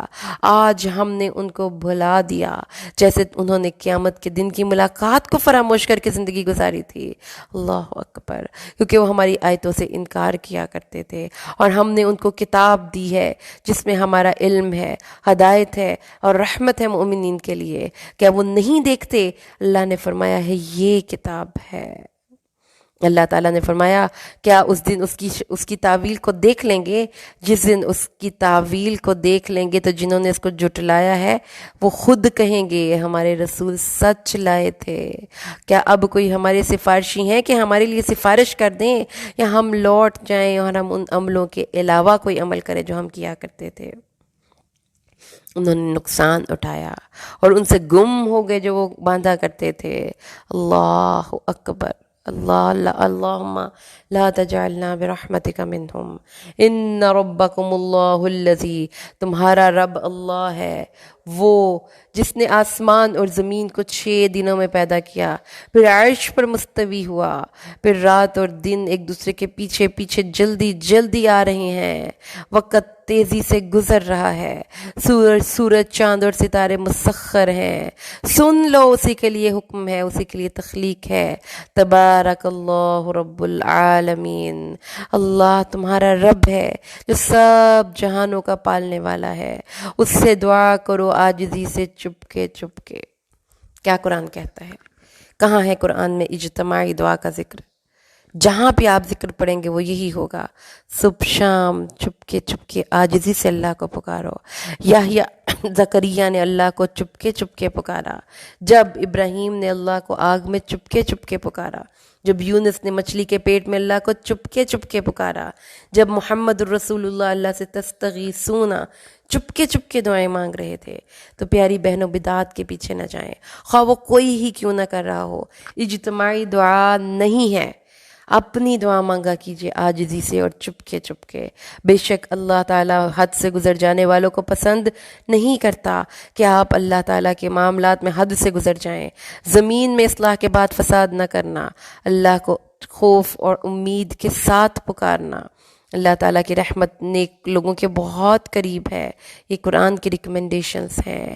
اللہ فرماتا ہے وہ ذات ہے جس نے ہواؤں کو خوشخبری دے کر بھیجا اپنی رحمت سے آگے، جب وہ بھاری بادلوں کو اٹھاتی ہیں، پھر ہم اس کو مردہ شہر کی طرف لے جاتے ہیں، پھر ہم اس سے پانی کے ساتھ ہر قسم کے پھل اگاتے ہیں۔ کیا اللہ ہے یہ جو ہوائیں بھیجتا ہے، جو رحمتیں بھیجتا ہے، جو بارش بھیجتا ہے۔ تمہارے دلوں کی مردہ زمین پہ بھی اللہ کی رحمت کی بارش پڑے گی، وہاں پہ ایمان کی فصل لہلہائے گی۔ اگر تمہارے دل کسی رشتے کی طرف سے مردہ ہو گئے ہیں، اللہ سے مانگو، اللہ میرے اس مردہ دل کو، میرے اس ریلیشن کے مردہ دل پہ اپنی رحمت کی بارش برسا، اس دل کو پھر سے زندہ کر دے۔ اللہ، شیطان ہمارے اوپر حملہ ور ہوتا ہے نا تو دل مردہ کر دیتا ہے، ہمارے دل میں محبت، زندگی نظر ہی نہیں آتی، ہم اداس پھرتے ہیں، ہمیں اپنوں سے ہی خائف محسوس ہوتی ہے، ہم ان کے ساتھ دلی لگاوٹ محسوس نہیں کرتے، تو سمجھ لیں کہ شیطان نے دل پر بڑا گہرا وار کیا ہے۔ تب وہیں پہ بیٹھ کر اللہ سے دعا مانگا کیجئے کہ اللہ میرے دل پہ اپنی رحمت کی بارش برسا، یا اللہ میرے دل پہ ایمان کی بارش برسا، میرے دل سے سبزہ اور اس سے کھیتی ہوگا، اور جو پاک سرزمین ہوتی ہے اس سے پاک پھل نکلتا ہے، اور جو ناپاک زمین ہوتی ہے اس سے ردی پھل نکلتا ہے۔ اس لیے اپنے دل کو صاف کریں، دل کو آئینہ بنائیں، دل کو نیٹ رکھیں، اس سے جس کی ڈکے جو لگے ہوئے نا ڈکے، یہ اس رمضان میں ختم کرنے ہیں۔ دل کے کالک کو دھونا ہے، یہ کرنے کا کام ہے۔ گھر کی صفائیاں ہو جائیں گی، یہ دل کی صفائیاں کریں اس وقت۔ اور ہم نے آگے آ جائیے، ہمارے پرانے دور کے قصے، لوگ کہتے ہیں یہ کیا پرانے دور کی کہانیاں، یہ آج کے دور کے قصے ہیں۔ وہ ایموشنز، وہ لوگ اور وہ سیلف لیس لوگ۔ نوح کا قصہ سنو، نوح نے جا کے اپنی قوم سے کہا اللہ کی عبادت کرو، اور اے قوم تم گمراہی میں ہو۔ تو قوم نے کیا کہا؟ اب ریجیکشن دیکھیے گا، یہ ڈائیلاگز میں نا اپنی لفظ ایڈ کریں۔ قوم نے کہا تم گمراہ ہو، نوح نے کہا میں گمراہ نہیں ہوں، میں اللہ کا رسول ہوں، میں تمہارے پاس اپنے رب کی رسالت لایا ہوں اور تمہارا خیر خواہ ہوں، اور تمہیں یہ کیوں تعجب ہوتا ہے کہ اللہ نے ایک انسان کو منتخب کر کے تمہاری طرف بھیجا کہ اس کے ذریعے تم پر ہدایت بھیجے؟ اللہ سے ڈرو تاکہ تم پر رحم کیا جائے، لیکن انہوں نے اس کو جھٹلایا۔ ریجیکشن۔ قرآن کیا کہتا ہے؟ کامیابی کیا ہے؟ نیکی کے راستے پر استقامت کامیابی ہے۔ بہت زیادہ لوگوں کا آپ کو پسند کرنا کامیابی نہیں ہے، جو ساری دنیا کر رہی ہے وہ کرنا کامیابی نہیں ہے۔ ان کو جھٹلایا تو اللہ نے فرمایا ہم نے اس کی کشتی والوں کو نجات دے دی اور ظالموں کو غرق کر دیا، وہ اندھے تھے۔ پھر عاد کی قوم، ارم ذات العماد، عاد کی قوم کون؟ ہود کے لوگ، ہود کے نبی، اور عاد کی قوم کیا تھا؟ وہ بڑے بڑے قداور لوگ تھے، پہاڑوں کو تراش تراش کر گھر بناتے تھے، بہترین آرکیٹیکچرل ایبلٹیز رکھتے تھے۔ اور جب سرداروں نے کہا کہ اللہ کے راستے کی طرف بلاؤ ان کو جا کر نبیوں نے، تو انہوں نے کہا تم تو بیوقوف ہو، کیسی باتیں کر رہے ہو، جھوٹے لفظ سنے، بیوقوف، جھوٹے، کیا باتیں کر رہے ہو؟ انہوں نے آرام سے کہا قوم میں بیوقوف نہیں ہوں، میں رسول ہوں، میں تمہارے پاس رسالت لایا ہوں اور تمہارا خیر خواہ ہوں۔ کیا تمہیں اس بات پہ تعجب ہو رہا ہے کہ تمہاری طرف اللہ نے کسی ایک بندے کو بھیجا کہ تمہاری خیر خواہی کرے، تمہیں وحی کے ذریعے اطلاع دے؟ اور وذکروا، اور یاد کرو نوح کی قوم کے بعد تمہیں زمین میں ایسا آباد کیا اور بسایا، تمہیں بہترین روزیاں دیں، تمہیں پھیلا دیا، اللہ کی نعمتوں کو یاد کرو۔ وہ کہتے ہیں چلو چلو یہاں سے نکلو، ہم اللہ کو عبادت، ہمیں ہمارے باپ دادا نے جو کہہ دیا ہم تو وہی کریں گے، ہم تو ان سے عقیدت رکھتے ہیں، ہمارے تو بڑے بزرگ تھے، اب تمہارے پیچھے لگ جائیں، نکلو یہاں سے۔ انہوں نے کہا عذاب آئے گا، لے عذاب، جو عذاب کی تم ہمیں باتیں سناتے ہو، جاؤ جاؤ نکلو یہاں سے۔ تو انہوں نے فرمایا اب تو تمہارے رب کی طرف سے تم پر عذاب اور رجس جو ہے نا یہ تم پر لکھ دی گئی ہے، منتظر رہو، میں بھی منتظر ہوں۔ تو اللہ نے کیا کیا؟ ان کے ساتھ مومنوں کو نجات دی اور کافروں کے قوم کی جڑ کاٹ دی۔ آگے آ جائیے صالح کی قوم کے پاس۔ صالح نے کہا ہے میری قوم اللہ کی عبادت کرو، تمہارے پاس میں تمہارے رب کی طرف سے ایک واضح نشانی لایا ہوں۔ کیا ہے؟ تمہاری ہی ڈیمانڈ پر یہ اونٹنی نکالی ہے، اس کو زمین پہ چھوڑ دو کہ اللہ کی زمین میں کھائے، اور برے نیت سے اس کو ہاتھ نہ لگانا۔ اور یاد کرو جب اللہ نے عاد اور نوح کے بعد تمہیں زمین میں بسایا تھا، تم اس کے پہاڑوں سے تراش تراش کر گھر بناتے تھے، نرم زمین سے تراش تراش کر محل بنا لیتے تھے۔ اللہ کی نعمتوں کو یاد کرو۔ سرداروں نے کہا جنہوں نے تکبر کیا، ان کا اچھا یہ ہیں وہ لوگ جن کو اللہ نے رحمت دی ہے، یہ بیچارے غریب لوگ، کیا تم صالح پر ایمان لاتے ہو؟ انہوں نے کہا جی ہاں۔ تو ہم تو نہیں مانتے بھائی، ہمارا تو سٹیٹس ہی اجازت نہیں دیتا کہ تم جیسے غریب غربا اور ایک عام سے لوگوں کے ساتھ بھی ہم بیٹھے ہیں۔ تو ان لوگوں نے تکبر کرتے ہوئے کہا بھائی ہم تو کافر ہیں، تکبر سے کہا۔ تو انہوں نے پھر تکبر کی دوسری فارم کیا ہوئی؟ اونٹنی کی جڑیں، اونٹنی کے پاؤں کاٹ ڈالے۔ انہوں نے کہا اے صالح لے آ جو تو وعدہ کرتا ہے، کہتا تھا عذاب آئے گا، عذاب کاٹ دینا پاؤں، کیا ہوا؟ لا عذاب لا۔ تو پھر ان کو زلزلے نے آ لیا، اپنے گھروں میں اوندھے پڑے رہ گئے۔ اوندھے مطلب منہ نیچے۔ کیا مطلب ہوتا ہے اس کا؟ انسان کی تذلیل کی انتہا ہے۔ انسان کی جو چہرہ ہے نا وہی اس کا وقار ہے، اس کو ان کے چہرے مہرے مٹ گئے، ان کی قوم کا نام و نشان ختم ہو گیا۔ پھر حضرت صالح نے ان سے منہ موڑ لیا، کہا اے قوم میں تم پر تمہارے رب کی رسالت پہنچا چکا تھا، تمہارا خیر خواہ تھا، لیکن نیچر ہے نا انسان کی، نصیحت کو ہم پسند نہیں کرتے۔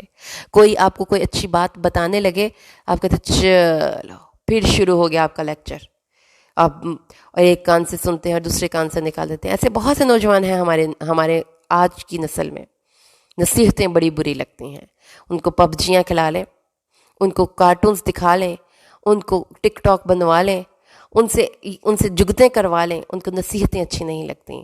تو یہ انسان کی نیچر میں چیز شامل ہے، لیکن جو نصیحت پہ عمل نہیں کرتا پھر نقصان اٹھاتا ہے۔ اب آ گئی بات لوط کی۔ لوط کی قوم بے حیائی میں ٹاپ آف دا لسٹ تھی، پوری دنیا میں کوئی انسان اتنا بے حیا نہیں جتنا لوط کی قوم تھی۔ کیا کرتے تھے؟ سر عام بے حیائی کا ارتکاب کرتے تھے اور دھڑلے سے کرتے تھے۔ انسان کی نیچر میں ہے یہ چیز کہ اس کو حیا آتی ہے برا کام کرتے وقت۔